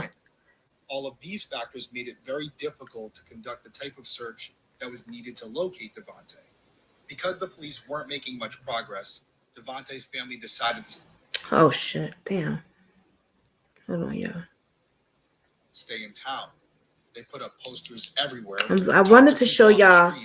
And conducted searches. They even ventured into the mountains and walked for miles through the campgrounds, but despite their efforts, there was no sign of Davohnte anywhere. Meanwhile, according to the family, Sierra kept telling them statements like, quote, Davohnte is going to show up on a specific day. He's going to manifest. She also frequently talked about Oh yeah, he emotions keep calling her Sierra. and how being in Mount Shasta affected her emotionally. Well, her name is Jennifer. This was obviously quite distracting for Davonte's family, so eventually they asked Sierra to return to San Francisco. After she left, they didn't hear from her much. She didn't ask about the searches or check in to see if there was any updates. She just kind of fell off the map. However, the family remained in town and continued to distribute flyers, engage with locals, and search for evidence. Thankfully, the police started receiving tips. According to Investigation Discovery, one tip came from a woman who said she heard a couple fighting outside of her house, which was just north of the motel, and this was around 9:30 a.m. on May 5th. The police believed the arguing couple could be Sierra and Davohnte, and they were particularly interested in this tip because it conflicted what Sierra had claimed originally, which was that she and Davohnte passed each other near the hotel around 9:30 a.m., but they didn't speak. This new information made the police doubt Sierra's story, but they didn't have any evidence to prove that she was involved with Davonte's disappearance. However, they did reclassify the case as suspicious. At around the same time, the police also got a tip that between 9:30 and 10 a.m. on May 5th, a Mount Shasta mail carrier saw Davohnte in the area of Rockefeller Drive and Alma Street. Davohnte seemed a bit confused and asked for directions to a motel on Alma Street. The mail carrier informed him that there weren't any motels on Alma, but there was an apartment complex, and he provided Davohnte with the directions. Not long after that, the mail carrier spotted Davohnte on Alma Street, but not near the apartment complex. So he pulled over and directed him towards the apartment complex again. Soon after that second encounter, he saw Davohnte again off Rockefeller on Skibold Drive, but this time he didn't stop to speak with him. Hoping to gather more leads, the police asked Mount Shasta residents and business owners to check their surveillance cameras for any footage of Davohnte on May 5th. Through all the submitted footage, the police were able to track down 10 cameras at 6 different locations, which captured Davohnte walking around the small town between 9:14 a.m. and 10 a.m. The first footage of Davohnte was at 9:14 a.m. as he walked in front of the police department. He then proceeded to a nearby Valero gas station on Lake Street, where he made a cash purchase before returning in the direction he came from. The next recorded sighting was at 9:40 a.m. as he passed by Jefferson Soul Store on North Mount Shasta Boulevard, which is in close proximity to both the Valero gas station and the police department. 2 minutes later, he was seen passing back by Jefferson Soul again, heading back in the direction he came from. At 9:48 a.m., Davohnte was seen heading north on Chestnut Street, then making a right-hand turn onto Alma Street. He kept walking east on Alma until he got to Rockefeller Drive. At 10 a.m., a camera at Sisson's school captured Davohnte crossing Rockefeller and turning west, heading down Rockefeller which would lead him right back to the motel if he continued. Unfortunately, this was the last captured footage of Davohnte, so the police were unsure if he continued going toward the motel, if someone picked him up, or if something completely different occurred. The police noted that in the footage, Davohnte didn't appear to be under the influence of anything. To them, it seemed as if he was just out on a nice day taking a stroll around town. The places he walked were all safe and normal, and within close proximity to the motel. After pinpointing the last time Davohnte could be seen on camera, the police watched surveillance video for a consecutive 72-hour time period, but they didn't see him on any video footage again. At this point, it became clear that the police needed to search for Davohnte in the areas he had last been seen. Could he have went back to the hotel? She didn't want you to search that hotel room for a reason. Because they're saying he went, oh, you sent me something too. Let me see. Yeah. I want to search those, I wanted to see something, but I'm going to have to do that off a live probably and then come back and do another live on it tomorrow or this week. Jen even stated in 2021 she saw him at dinner with.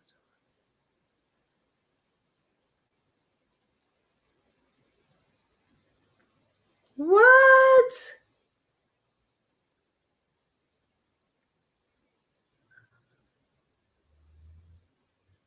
Okay, hold on.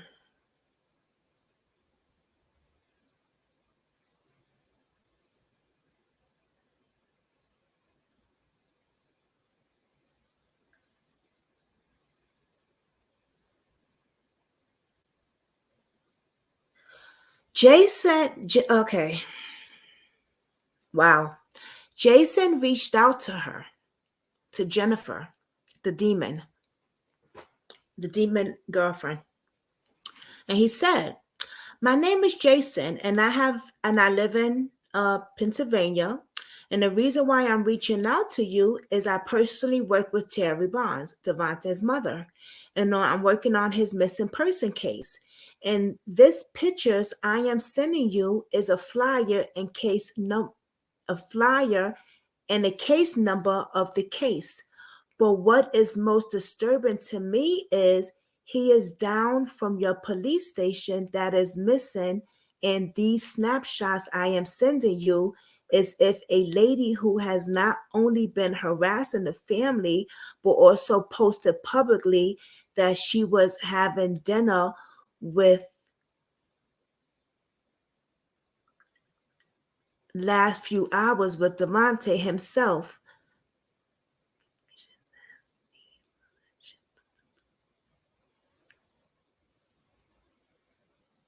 So wait a minute.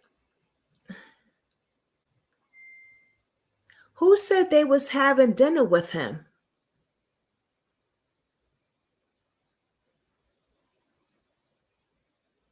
Jason?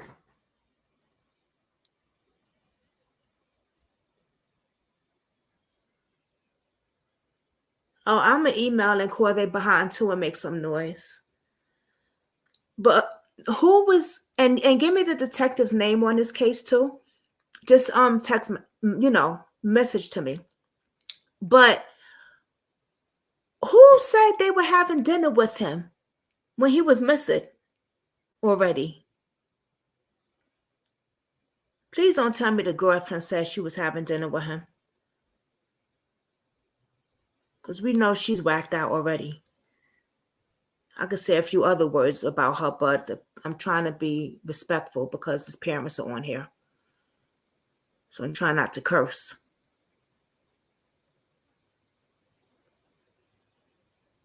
Jen even posted having dinner. The demons did it. Yeah, she's very whacked out then. So see, that is crazy. That is crazy. So he's missing and she's posting she was having dinner with him. How could you be having dinner with? That's when you got something to hide. Shit like that is when you got stuff to hide. And they really need to look into her. For real, for real. They really need to look into her. I also sent you Jen tag. Okay. You've been trying to get fundraisers for Davohnte. Oh, wow.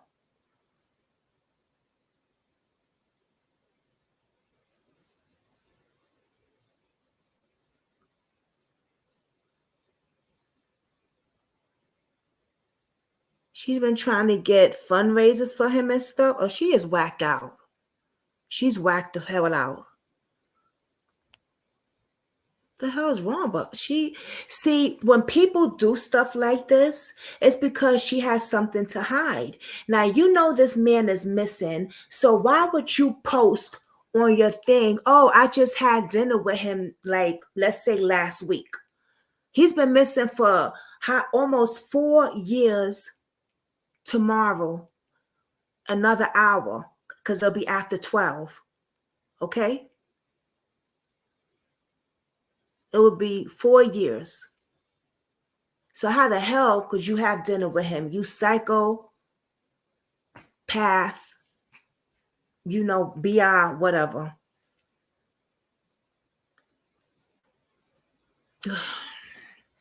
Any of my mods is in here?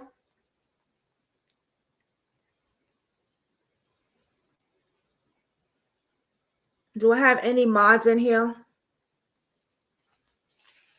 Please find me this monster.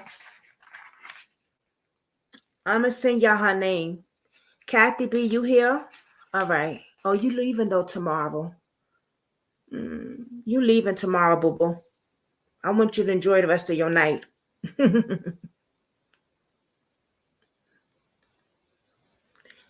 Oh, she did it to the police?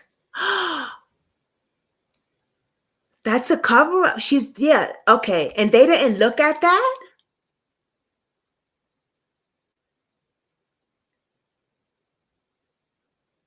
That would have been something right there that they should have looked at. They know he's missing.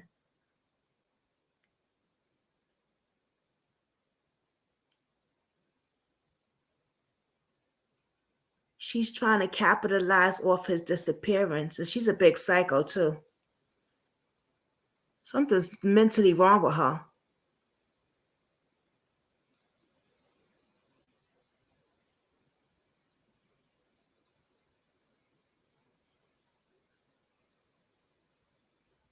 Yeah, I got her name and I got her social media name also.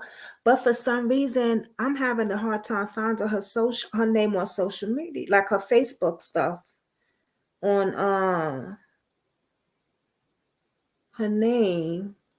Oh, I got some digging to do. And at the police department. Yeah. Yeah.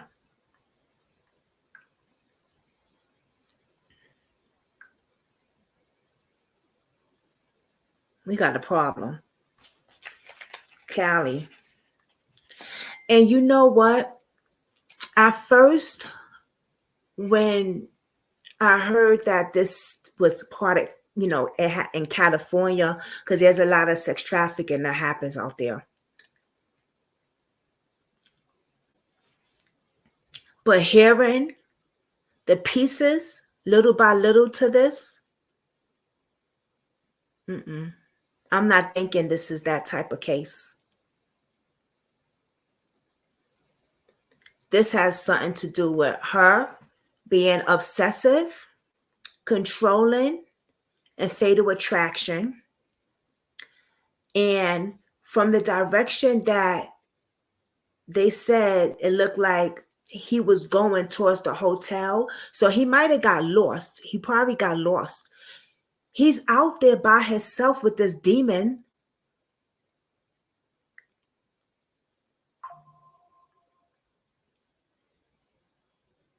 The songs.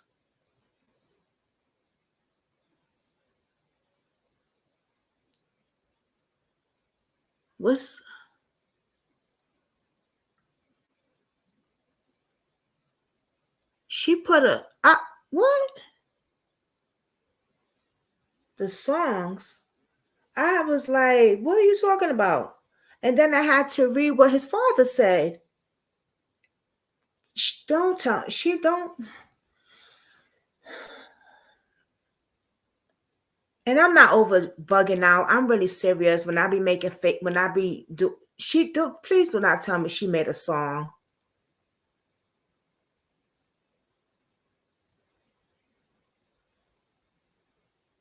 Called the Davohnte Code. But wait a minute. Did the song have any clues in there? I have to listen to the song. I can't play it on here. I'll get copied.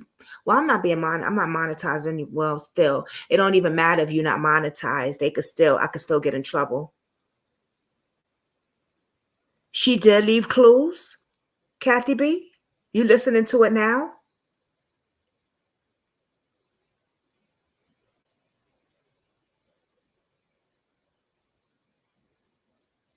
But if I stop it, like if I do a reaction video with it,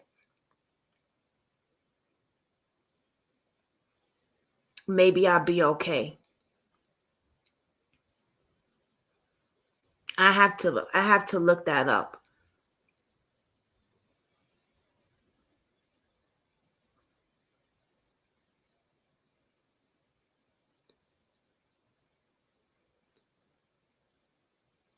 Oh, you haven't listened to it? Okay. Oh, hold on. I believe it or not, I worked the hell out of Davohnte's case. Some stuff I don't tell anyone how I investigate the case. Yeah. Long as you got your team, Jason, and you trust the people that you're working with, you trust them, that's a good thing. If you trust them, that's a good thing.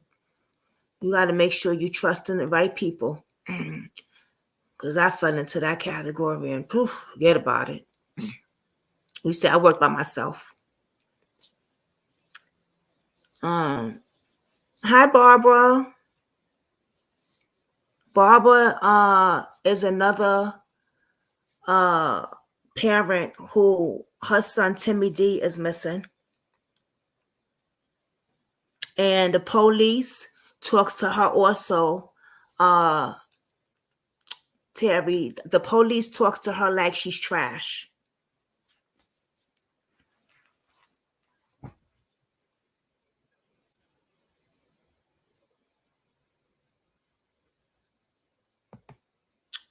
They did not investigate her tagging Davohnte nor the tagging Davohnte? You mean drugging him? Yeah, that's something also that I was like, wait a minute. Since when is it okay to drug somebody and get away with it? Like, when is that okay?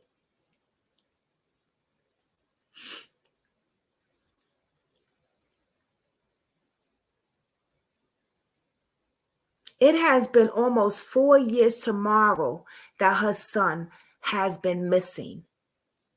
And nothing has been done.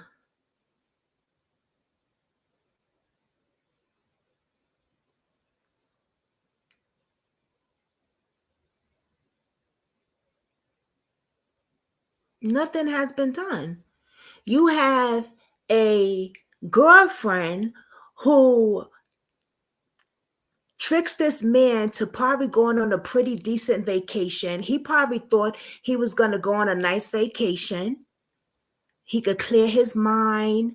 You know what I'm saying? Maybe the two of them could have some quality time together or whatever. And that don't even seem to be the case because she played him to get up there anyway. You break his phone so you can isolate him to get him to a point where if something happened, he won't have no communication with his family. He won't be able to call for help. And that's exactly what happened because when he got lost, He couldn't call his mother. He couldn't call his father and say, Mom, you know, I don't know what's going on. We got in an argument. I'm out here lost. I'm walking around. I'm trying to find my way back to the hotel.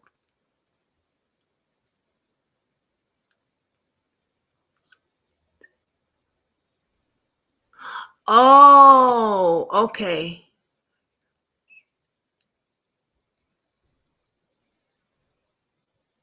Oh, okay. You got to break stuff down to me, y'all. Y'all know I'm a little slow up here, so I ain't slow like that, heifer. But, you know, you just got to break it down to me.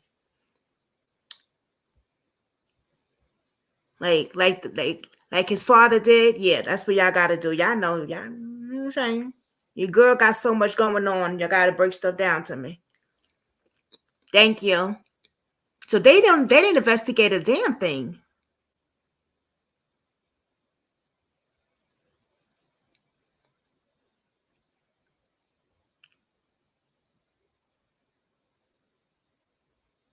It's a shame. It's a shame. I know, Miss Terry. Because she took his phone. So how was he gonna ask for help? You know what I'm saying? She did that on spite for this. And then did they even investigate his friend's girlfriend? And what did they tell the ex-girlfriend that got her so scared? Like all this stuff, right? All of this.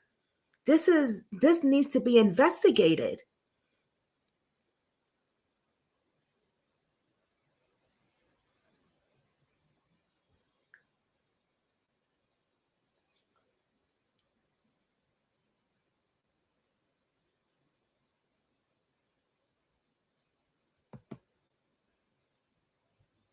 Oh, I know. I just feel so bad, man. It's like, hey,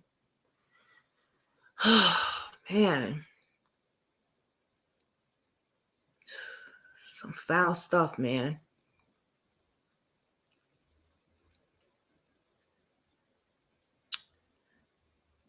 Who do you trust anymore? You can't go to the cops because they say stop harassing me, stop doing this, stop doing that. So you trying to tell me that you don't want to do your job. So why the hell did you get on the force in the first place? Because you either not doing your job or you either killing us yourselves. So what the hell? Okay, you know what I'm saying? You can't even go to them. And what y'all did was right. You did your own search thing. You got out there and you went to search yourself. And the fact that she changed hotel rooms, that says it right there. Allegedly, I'm going to say allegedly, my disclaimer is up there, but I'm going to say allegedly anyway. I think he found his way back to that motel room. I think he found his way back to that motel room. And whatever happened, because why would you change motel rooms? Because so much evidence was in that motel room. And the cops is so backwards. No, they're not backwards. They just lazy and dumb. They're not even dumb. They just lazy because they should have swiped that hotel room from top to bottom. Put that thing up and don't let nobody in there. Swipe it down. The simple fact that they told you, we turned on the camera and we saw this and that. He made a turn a few minutes later. That already tells you, like, come on. They wasn't doing their job. I dare you make that mistake. I dare you make that mistake when my child is out there missing.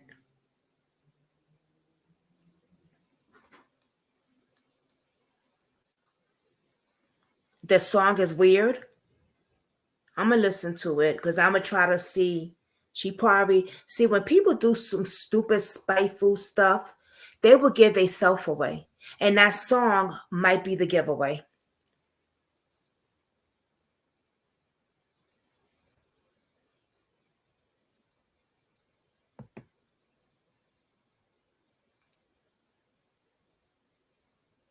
Yeah, she's weird, Jason.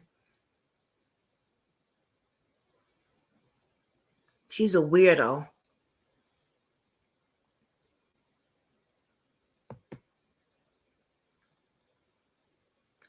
Is Katie still here? Katie probably went to bed.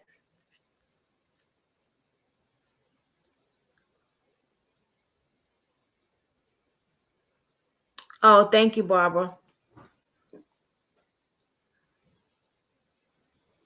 And what did they say you said about the cameras? The cameras was what?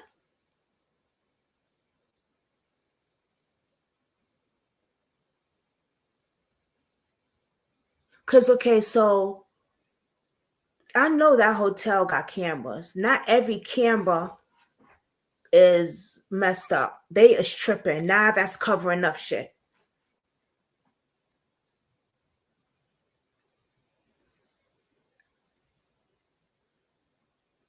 And somebody heard the argument. Did they see the person's face? The people that heard the argument, did they see the person's face? Did they see his face? Not the person. Did they see your son's face? Did they, get a look, or they just heard the argument?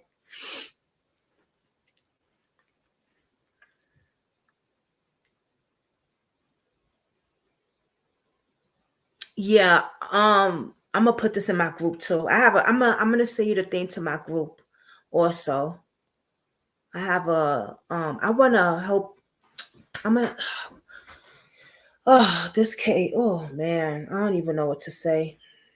This is frustrating. Y'all know how I get. Y'all know how I get.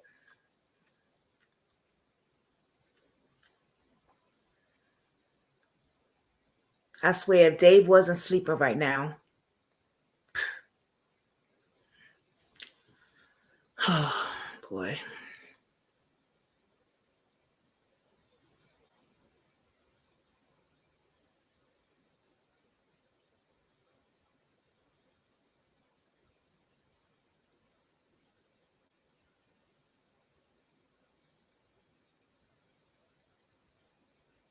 Do you mind?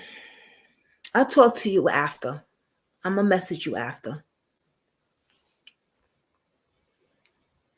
I'm gonna message you after.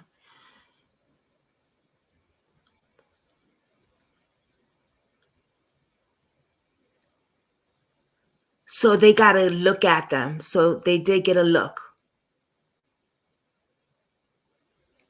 And that deflects on what Jennifer said. Because she said she just walked right past and he didn't say anything to her, which I thought was kind of weird anyway. You on vacation, why would he just walk right past you and not say anything? You know what I'm saying? You broke his phone, so I'm already thinking he's probably already scared. He's already scared because he's out there by himself, and this is the reason why he don't like to go out, because of this right here. Missing this right here.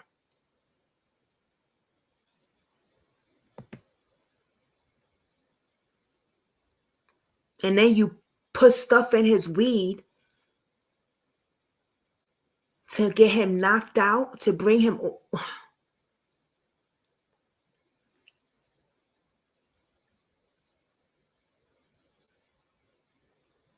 So how many more guys has she done this to?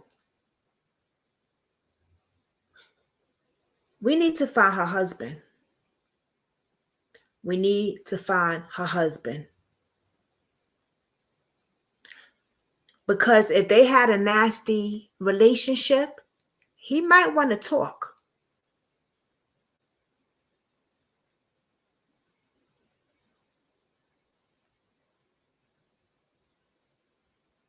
Oh, so they heard them and saw them.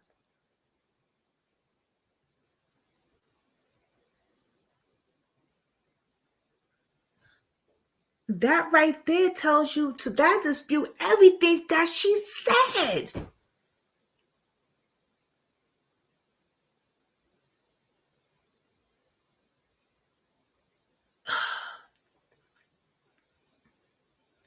And you know what? I wonder if her and her husband,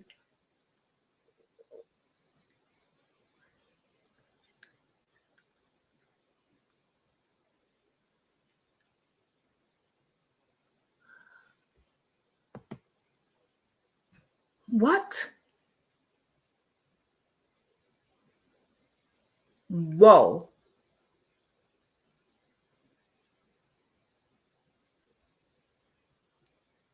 And the police is just letting her unalive people, right?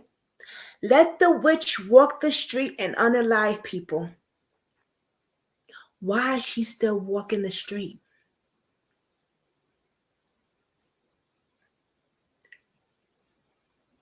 Do you know the family? All right, I'm gonna talk to you about that behind, because sometimes we gotta watch what we say out there, right? I'm gonna tell you why. Because she'll be watching. You know they always watch. Hey, boo.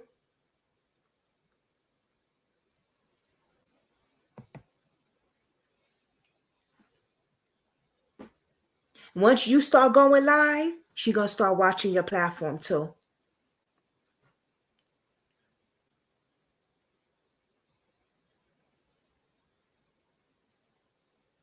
Up. She will be going live, y'all. His mother will be going live. So please, please, please, please, when you see her, oh, matter of fact, oh, you have a YouTube channel already. So everybody keep your notification. Go subscribe to her channel. First of all, wait, matter of fact, let me see something. Let me go on my live real quick. Somebody just, let me see if I can,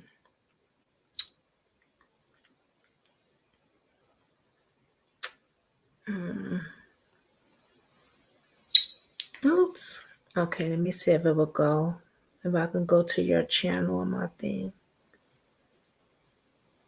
Subscribe. All right. I just subscribed to your channel. I'm going to put your link because you have a YouTube channel. Okay. I'm going to put your link. That's what you was trying to ask me before. How do you share your YouTube channel? Duh. Girl, I'm telling you, I be slow sometimes. Oh, God. Okay. I'm going to show you when I get off of here. I'm going to call you real quick. But it's very simple. But I'm going to, damn, why? I'm tripping. I'm going to do it now. I'm going to put it in my thing. Everybody, please go subscribe to her channel. Please go subscribe to her YouTube channel, y'all. Go show her some love. And keep your notifications on.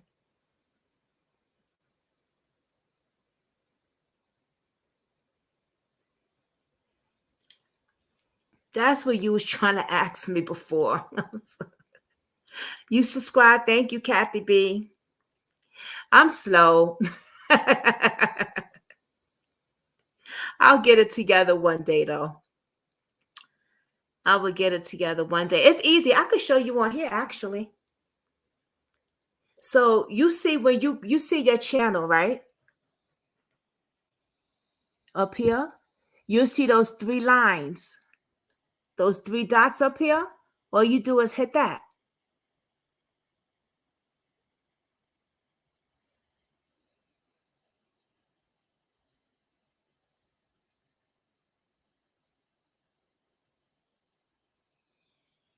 See? And then you guys share right there. And then the link will come up.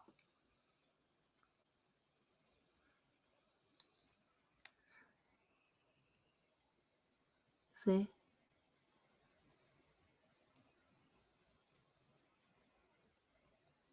Oops. Wait, hold on. Let me see if I don't want to mess with it up there because then I'm gonna have to. Okay, and then the link comes up.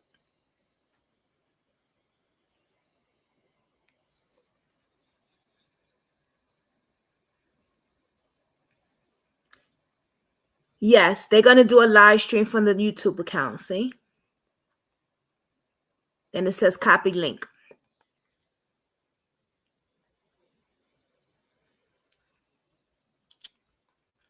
I'll show you. I'll call you again, though.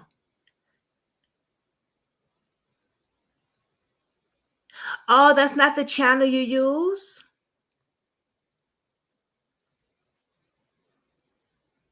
Oh, you're going to use your husband's channel. Oh, okay. So are you using, we will be doing the live stream from my YouTube account. So it's going to be from his account? You said you didn't know you had a YouTube channel? Yeah, that's your YouTube channel, Terry. I didn't know that either when I first started. I was like, wait a minute. Yeah. Anytime you come on YouTube, that you already have a YouTube channel. Oh, okay. So is it this one that you're on now? That he's using now? So wait, let me go to his thing. Go to his channel. Oh, okay. Is it Davohnte? Is it that one you're going to be using? Is it this one?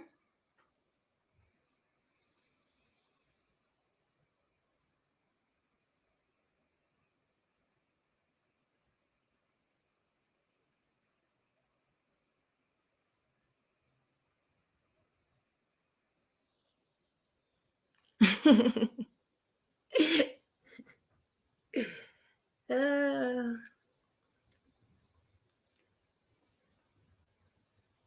is it that one? Let me know.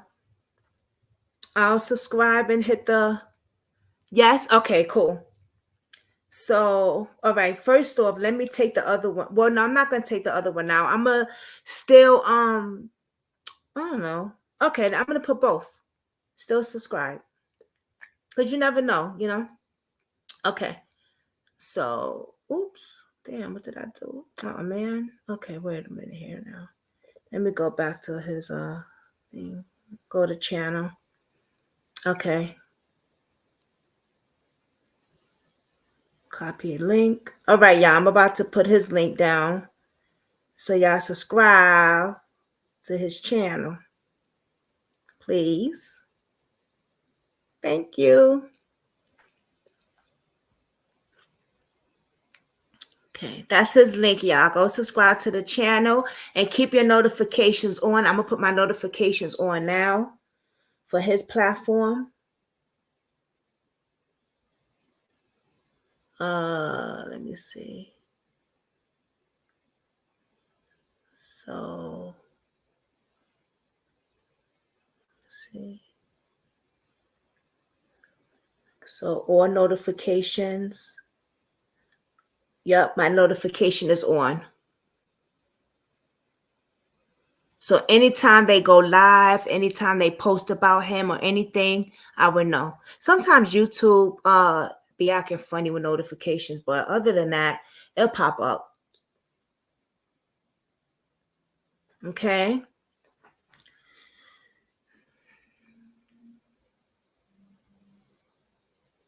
You did it. Thanks, Kathy B.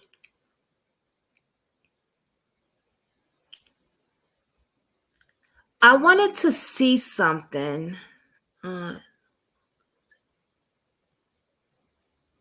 Oh, it says something about my browser. Yeah, I think I do need to. Why am I looking on the phone when it said it on the laptop? See how I'm tripping? Yeah, I think I might need to update this browser. That's why the computer's acting like that. But I'll check it out later. It just popped up. It says something about my browser is no longer something. This damn laptop is still new. It better not be playing no games with me. I wanted to see if this was a sundown town, right? A sundown city. But then hearing the scenario of the case, I think that this was, and let's not forget also, she was very abusive to him. She was very emotionally and how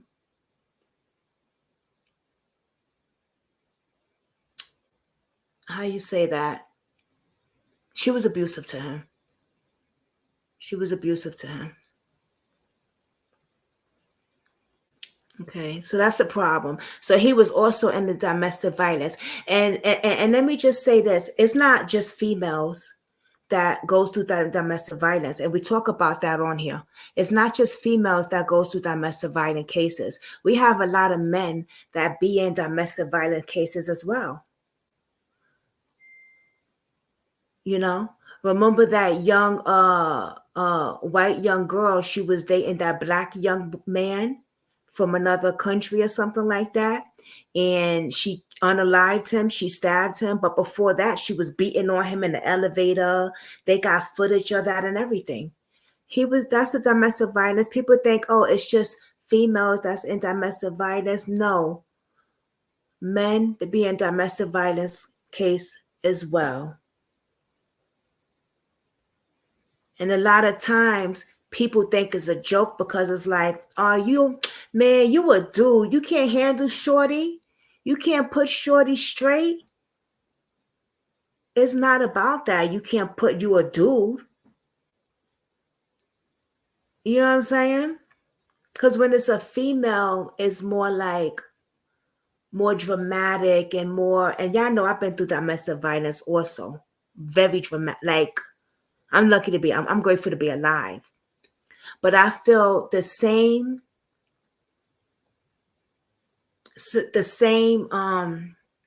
passion that we feel when it's a female saying she's been through domestic violence. I think we should, that people, like we should feel, I feel it, but other people as well should feel that same passion for men as well when they're in a domestic violence relationship as well. And not just saying, oh man, she's a girl, you can't handle shorty. Man, you a dude, you can't handle shorty. It's not like that. You're a dude. You can't handle shorty. She shouldn't be treating him the way she's treating him. She shouldn't be violating him the way she's violating him. And yes, he's such a good man. He's not going to put hands on her. He's such a good man that he's not going to violate her.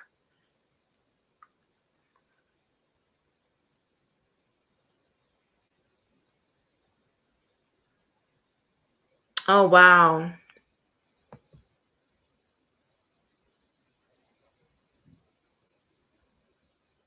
Five elected officials. Look at that. And I bet you've been doing this for a while and they haven't even gotten back to you. It's a damn shame.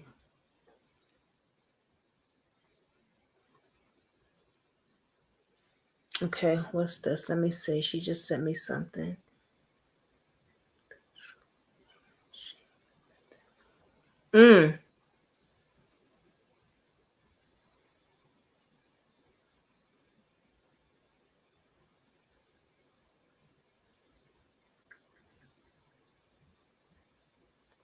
Who said let me see.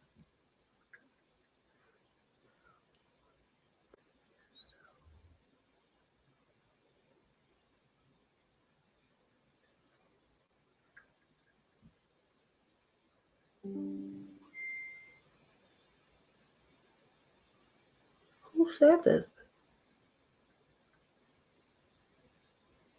Oh.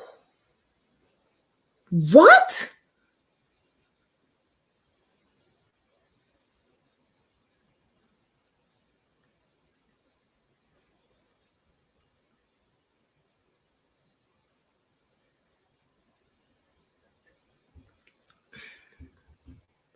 Yeah. Okay. What is her nationality again? Haiti or something like that? Because you know they practice all type of witchcraft.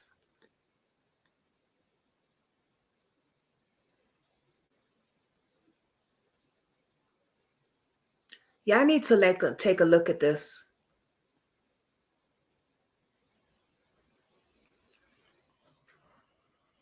Tell the truth and shame the devil. So Miss Terry left her Bible in her car. First of all, I'm surprised the Bible is not burnt in ashes by her touching it.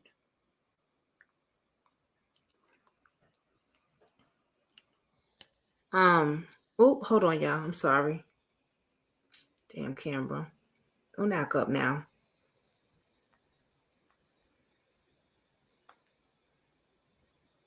What the hell just happened here? Okay, here we go.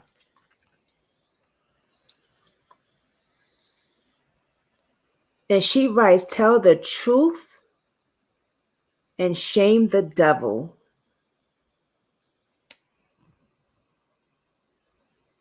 Well, doubt.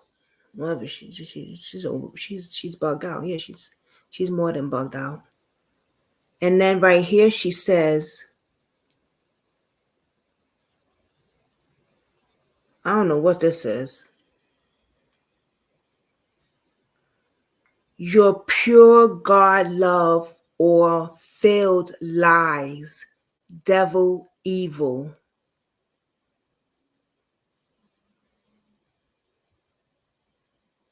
Give the boy back. What?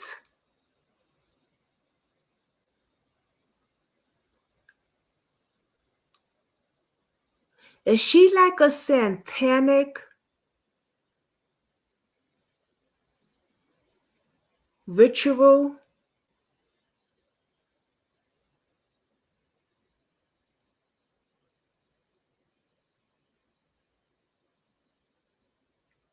I don't know what that says. Free will.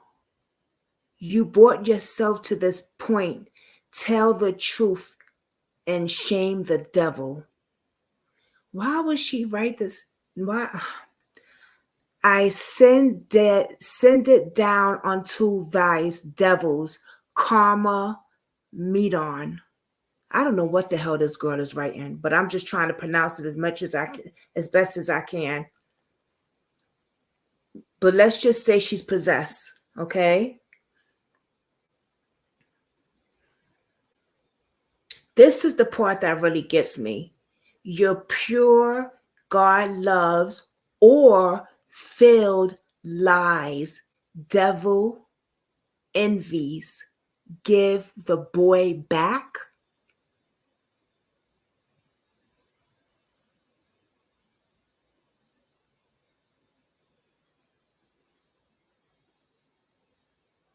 Fuck. Give the boy back. That sounds like some type of cult thing.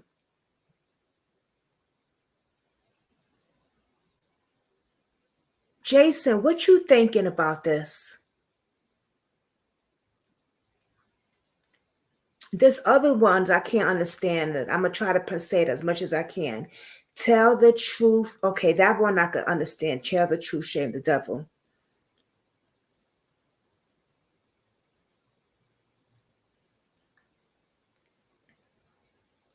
Blue Jesus, I'm what? Purse, blue lady, sungloss. Man, listen. Somebody find me this witch's Facebook page, please.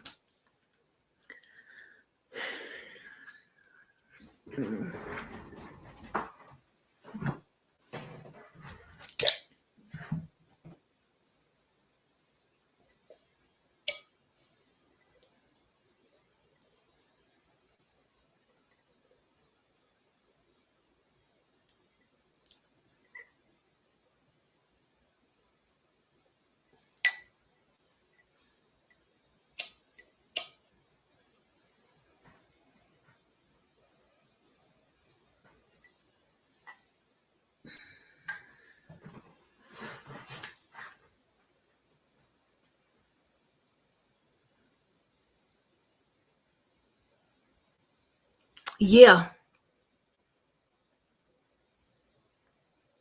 Oh, they got back to you twice.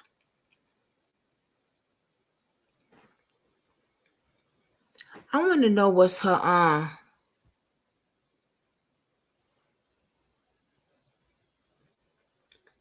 Do you want me to contact the officials?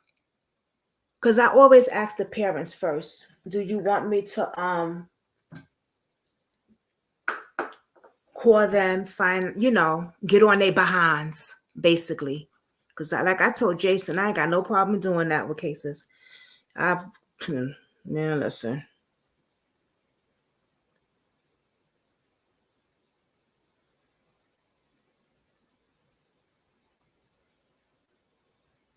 Oh, wow, you send this to them, Jason?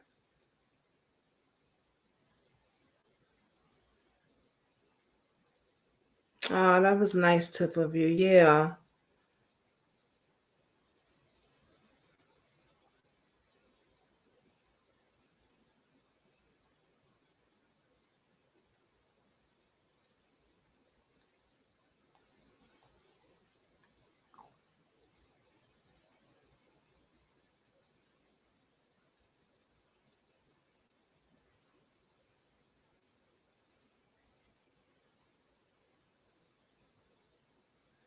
The fact that they're not taking this case seriously irks me. But you know what? It shouldn't, because they never take any case seriously. And that's the problem right there, though. They never take any case seriously. So why does it surprise me, right? It surprises me, I guess, because there's so much little evidence here with this monster that they messed up on. Like checking that hotel room. Well, how many songs does she got?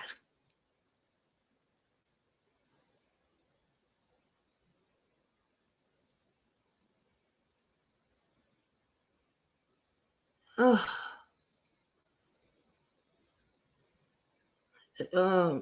yeah, something's not right. Something's definitely not right.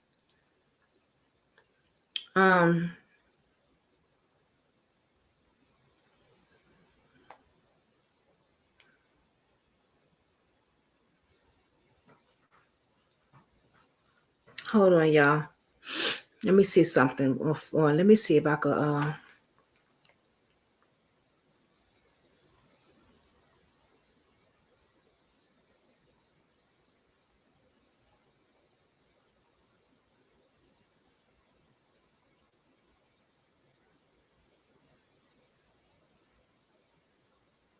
Oh,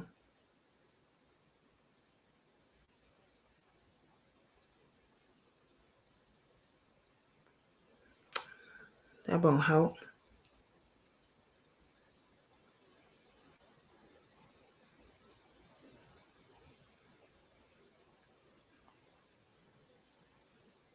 I wonder where her husband. Oh, that's what I wanted to say before. Have you ever spoken to her husband or anything?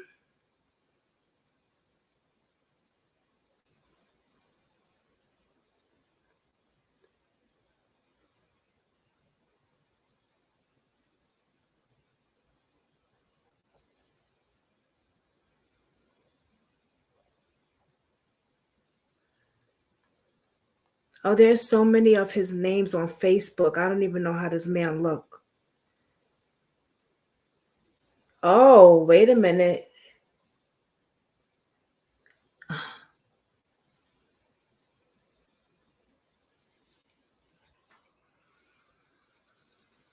Is that her?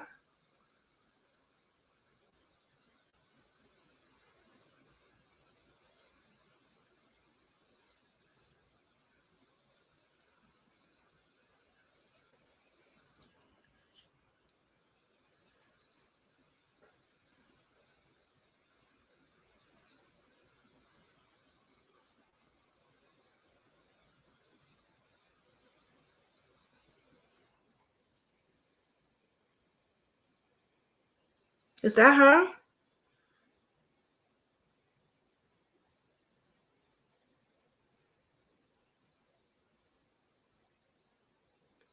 Yeah, I got her Instagram name, but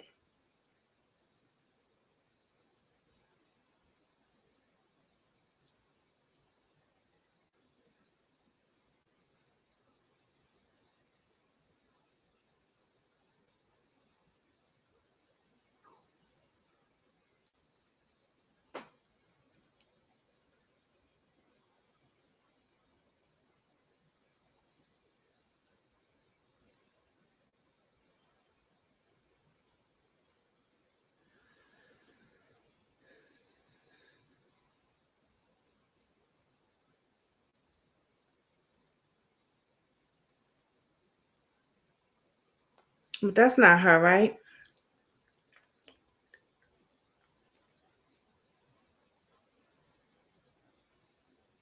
No, right?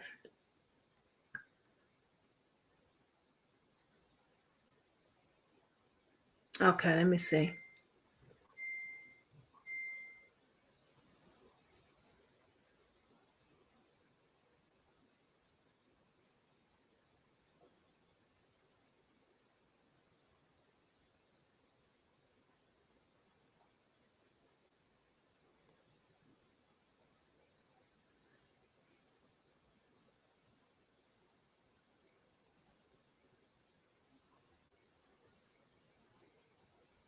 Yeah. No, I know you send that to the police. Yeah. But I want to find out. All right. I'll look for it.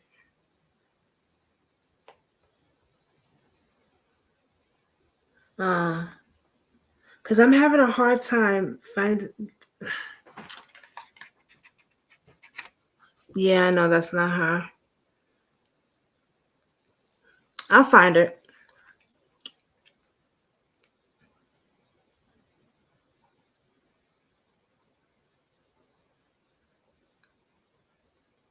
Oh, he's a big dude.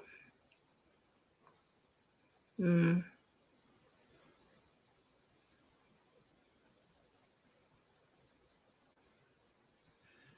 all right.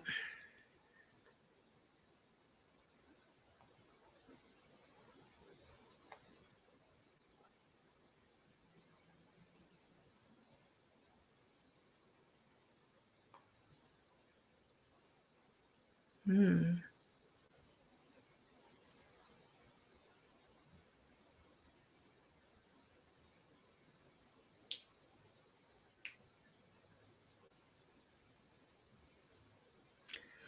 wow.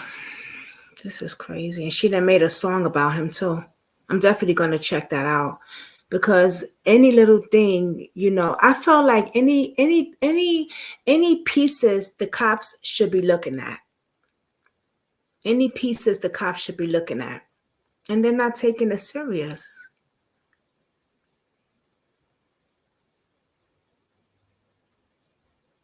They're not taking it serious.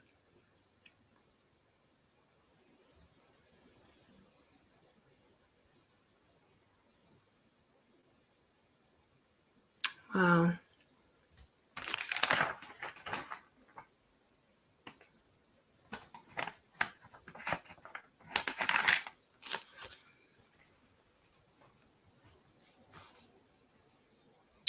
I'm sorry y'all going through this. I'm so sorry. The fact that she's abusive, she's drugging him up. She lied about the last time she saw him. That right there, yeah.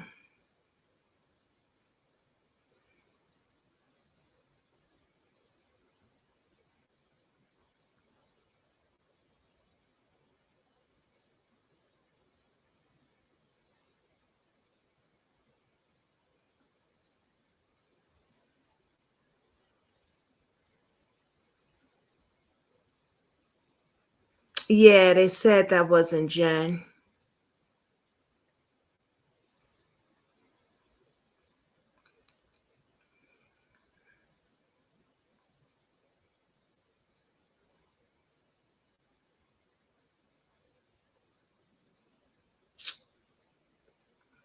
This case got me tripping. Cause I'm oh man. I need to get on it. You know what it is? You like, and it's good, Jason, that you getting on it behind too. Because if a bunch of people constantly get on them and get on them and get on them and get on them and get on them and get on them and get on them and get on them, that makes a big difference too. That makes a big, big difference.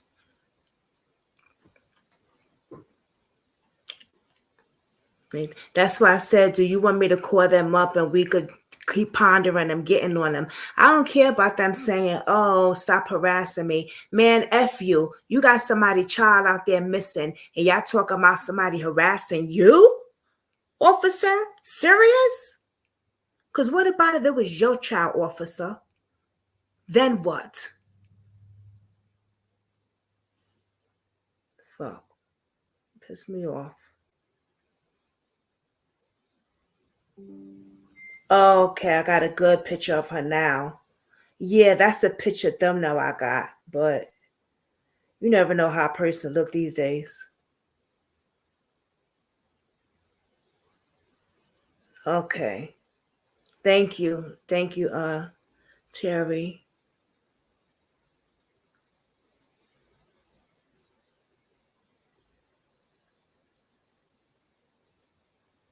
Oh, Jason did. Yeah, Jason did too. Yeah, that's the picture I used as the thumbnail. Well, I didn't think of that. I don't know. I told you I'll be thinking straight.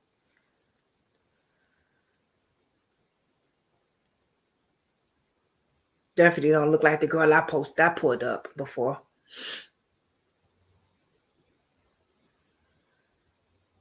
Jennifer Magana.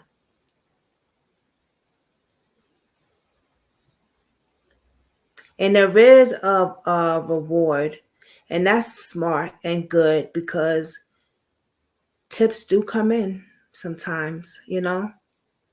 But then you got to be careful with that too. You know, you got to be careful with that.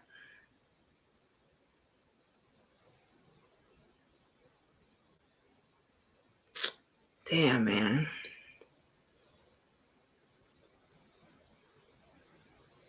Right. She should have, exactly, to where she should have been arrested on suspicion, question, or something.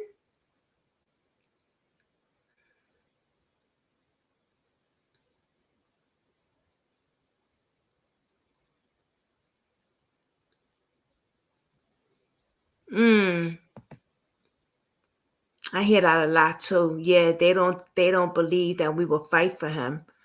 I hear that a lot from parents. Yeah.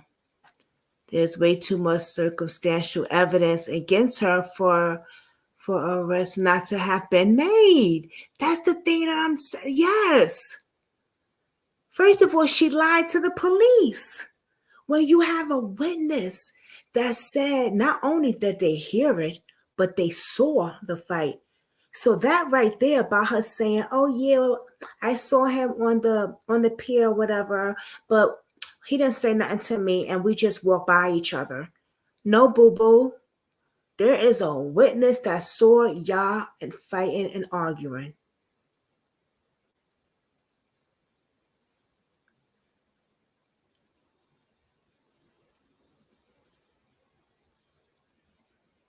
Okay.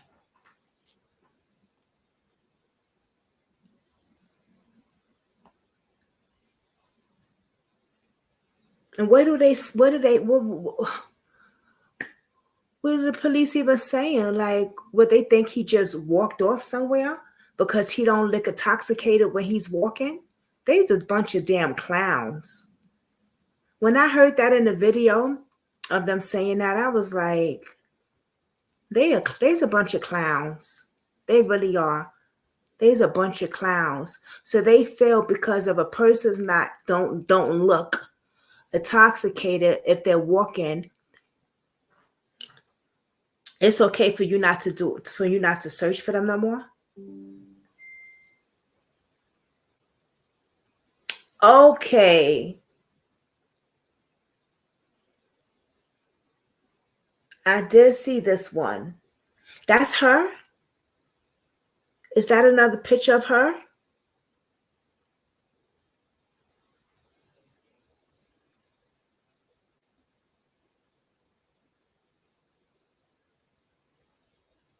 I seen this on his Facebook page, because I was on his Facebooks today to see if I could find her.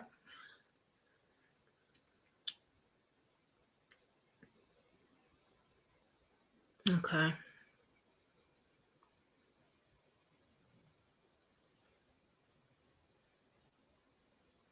I did see that picture. Okay.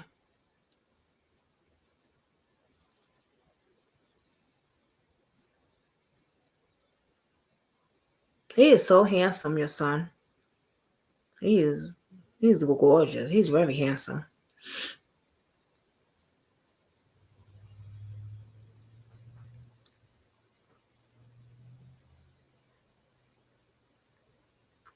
She definitely knows something. Why not give her a lie detector test or do something? They messed up so bad because by them not searching that hotel room.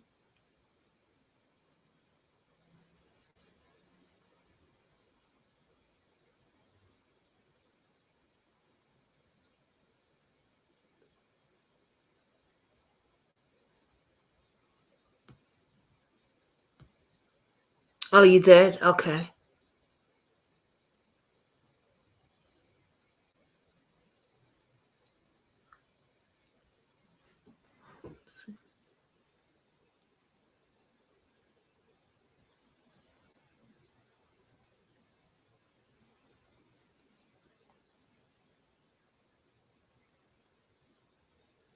Yeah, it's 12 o'clock and it has been 4 years now since he has been missing. And I waited purposely for 12 o'clock to come. Give me a second.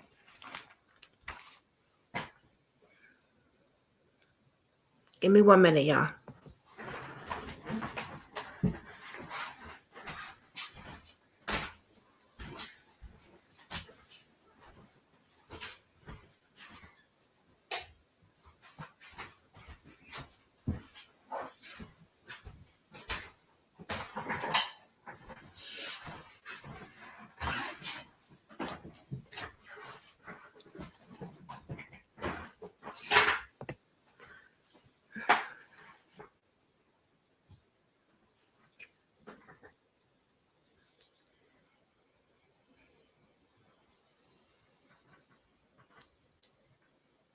Oh, she's controlling his Facebook page? I think you can have that. I'm gonna look into that. I think you can have that. I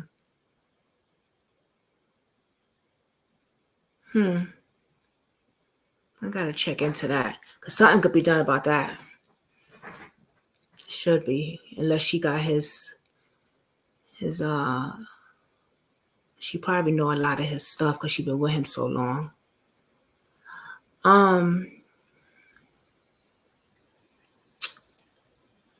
It's been 4 years now since he's been missing. No parent should have to go through any of this. The system once again failed. We have 3 parents up here who are grieving. Jason, Terry, and Timmy D's mother, if she's still here. Miss Barbara Hoy, and she's still here, yes.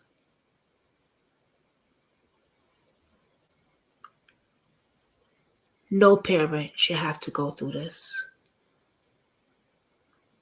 I've been doing this for, I don't know, close to almost 3 years, I think. A little more probably than like 3 years. And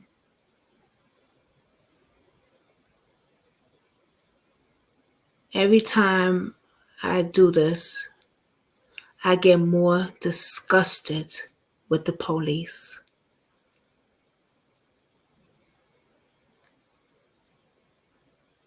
Oh, you're welcome. You're welcome. For sure. I'm not even done either because I'm going to be looking into a lot of stuff and then do another live on him another day. I get so disgusted because they failed you, they failed your son, they failed your family, big time.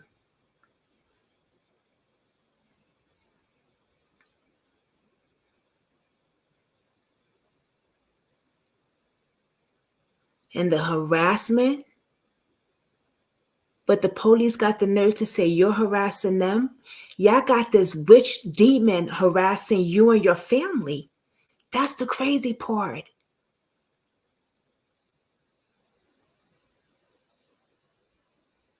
Oh, thank you, Barbara. Thank you, babe. I want to say a prayer.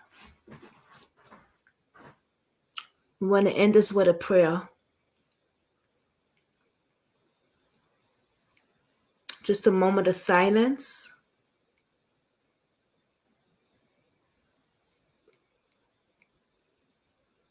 Because, whew,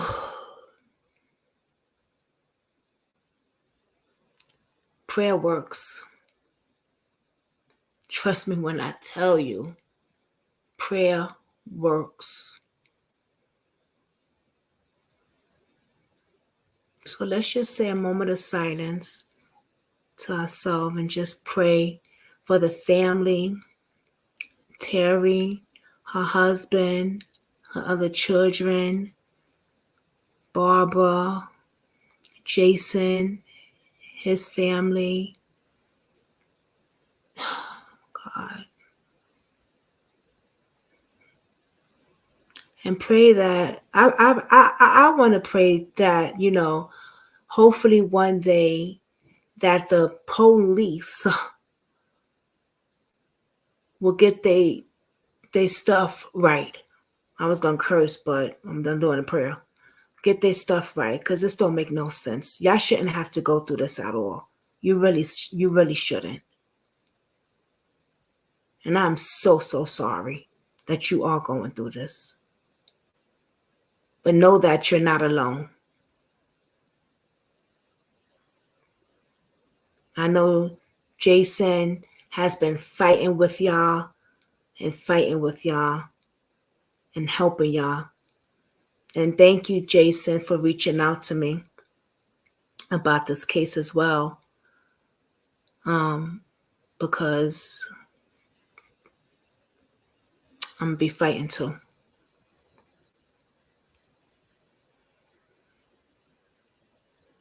So let's just say a prayer. And this is an apple candle.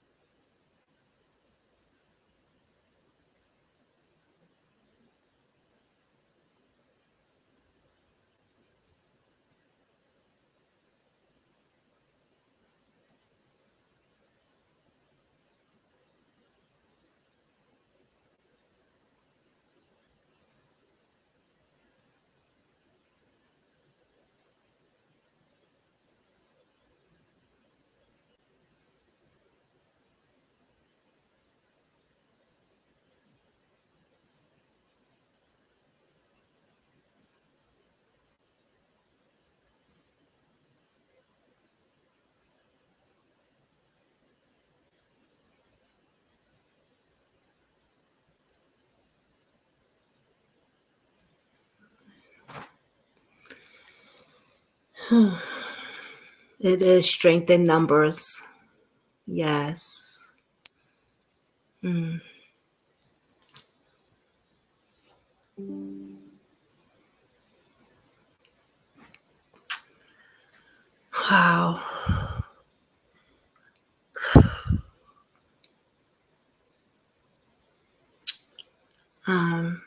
Before we go, I just want to ask how y'all feeling right now.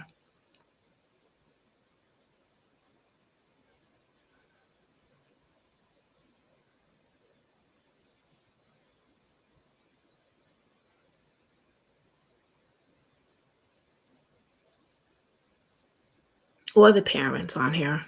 Everybody, the whole live. How is everyone feeling right now?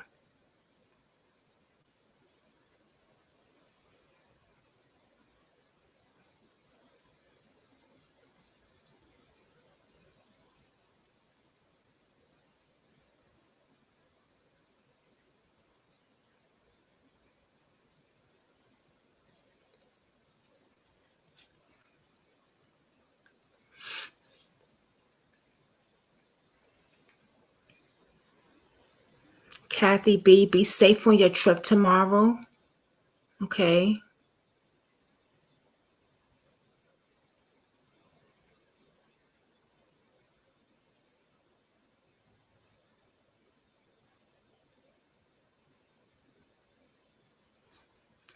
Just want to make sure everybody's, you feel sad for the families. Yeah, it's really sad situation.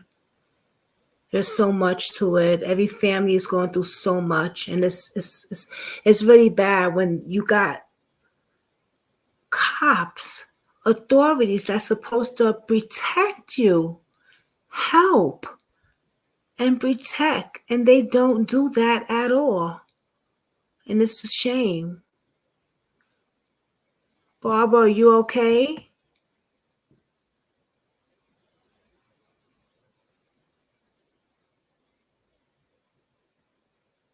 Give me a check-in with you. Are you all right?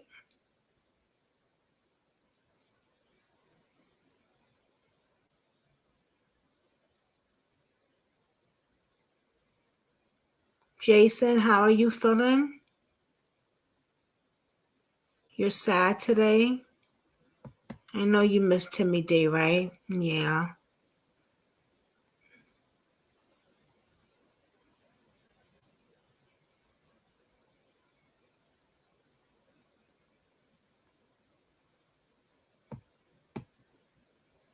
I'm sorry, Barbara.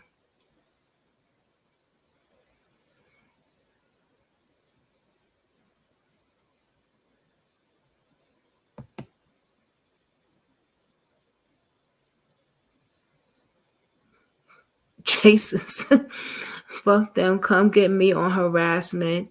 Add stalking charges to them because I don't care. I live in Williams Township, Lawrence County, Pennsylvania. I know that's right. Mm. But we know how Jason's feeling. Love you too, brother. How you feeling right now, Jason?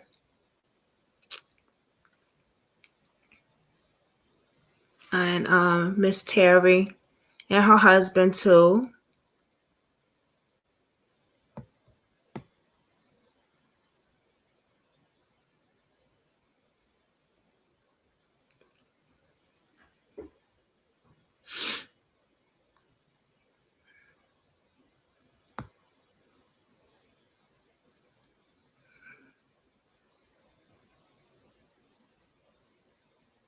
Yeah.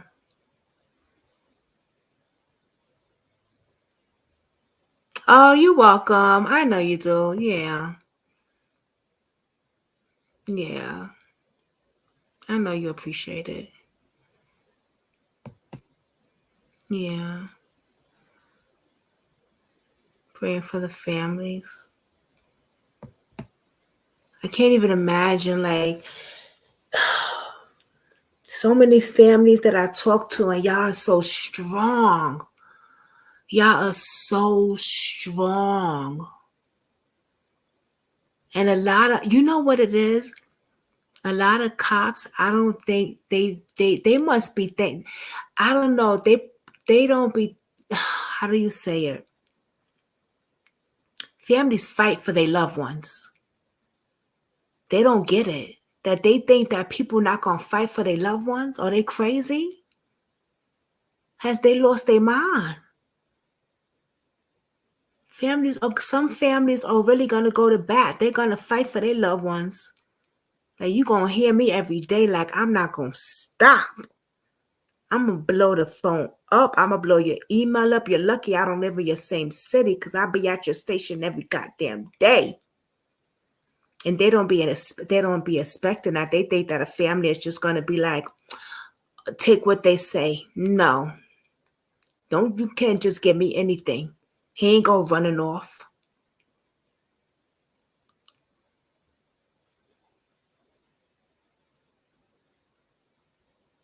Yeah, he really loved y'all because he was talking so highly of y'all, Terry. Jason loved y'all. He sure was.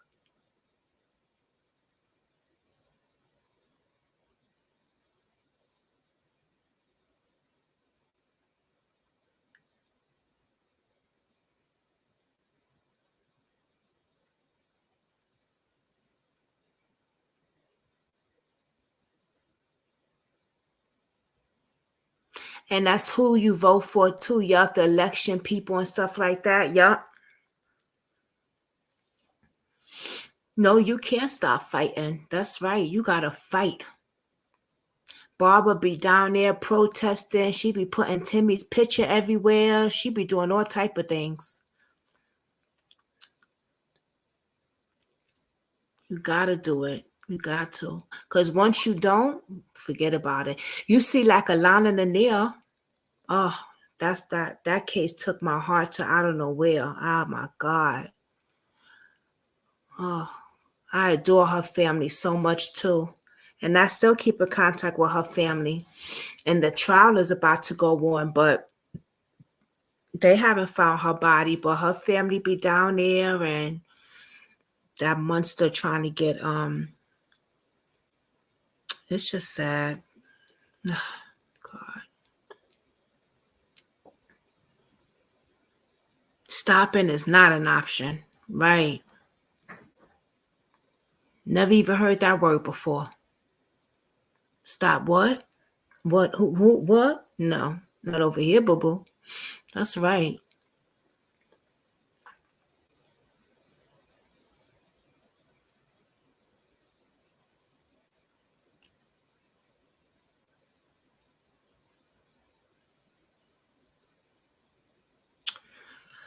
Okay, y'all. I'm going to end the live stream. I was waiting for 12 o'clock so we could do the candle because it was his 4-year, disappearance, and you know what I mean? So that's why I was waiting for 12 o'clock to come.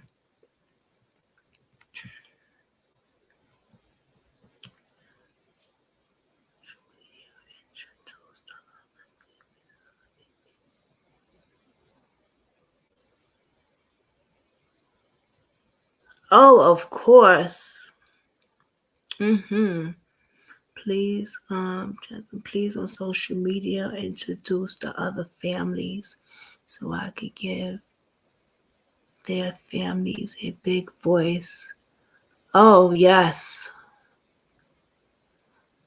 Yes, Jason. I have so many cases. I'm gonna be working with you, Jason, too, because I have a lot. A lot. A lot. So I can give you some too. Yeah.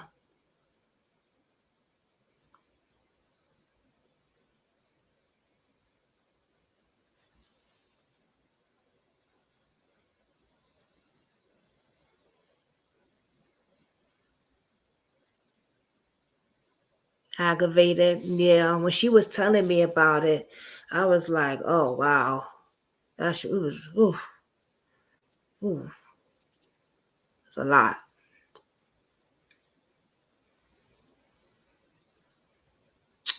All right, everybody. I'm going to say goodnight to everybody. I'm going to try to put something in my stomach. And I'm going to make this clip everything into a short also, like I was telling you, and post it everywhere. Especially the interview part, because that's the main part people really need to,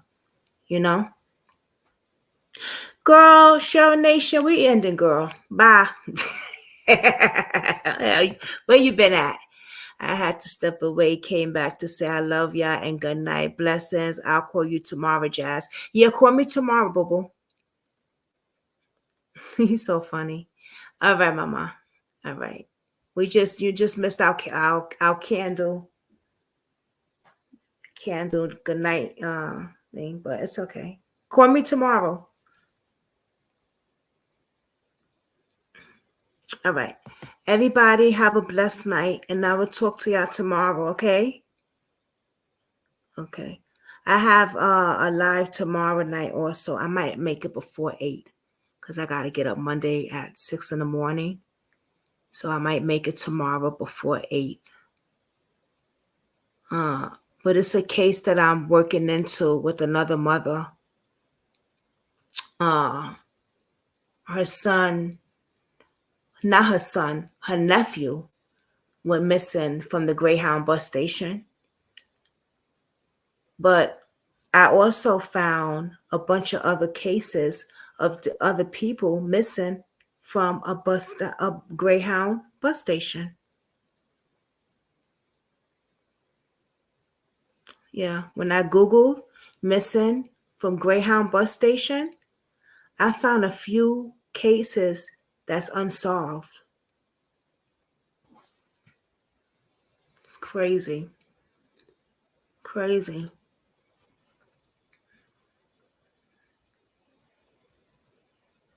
So, wow. Yeah. I think, was you on here, Barbara, when I was interviewing the aunt? Was it last week? I don't know if you was on here. I think so. I'm not sure. Good night. Good night, Terry. I don't know. But not T. Montez. T. Montez is another one that went missing, Barbara.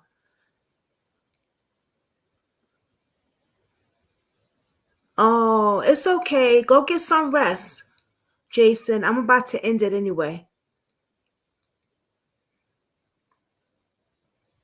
Yeah, get some rest. You need to eat something, Jason. But I know it's hard.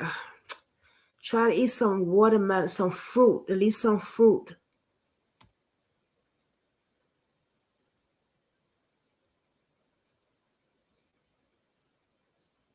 Maybe a shake, maybe like a nutrient shake or something like that.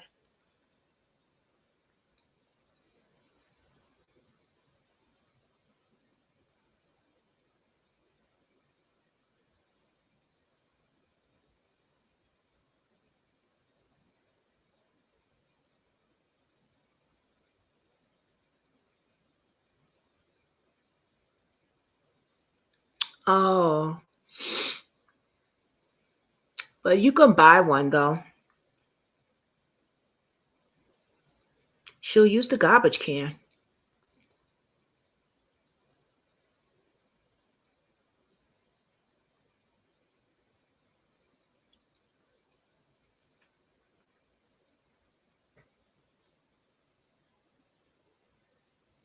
I know, it's so bad he's going through this. And then when you can't eat because you're getting sick, you know what I mean? Like, I'm keeping you in prayer.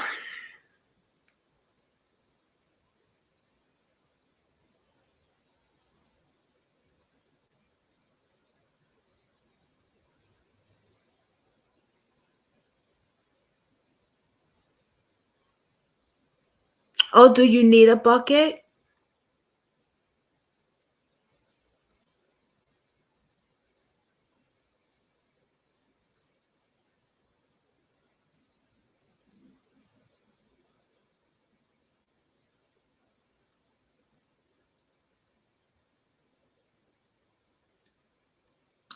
I'm gonna try. I'm gonna eat a little something. I don't know. I'll probably put a pizza in the oven or something like that. I don't know. You need to eat something too. We be telling each other, eat, eat. I know your wife be getting on you too, right? But she knows that you get sick, so but try to do like a shake or something.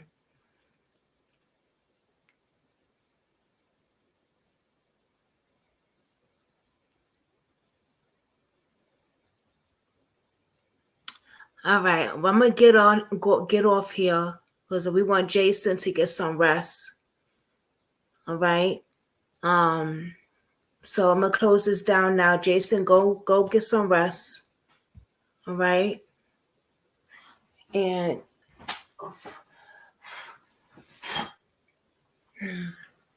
I will talk to everybody tomorrow. I will see y'all tomorrow, okay? Blessings to everybody. All right. Good night, everybody.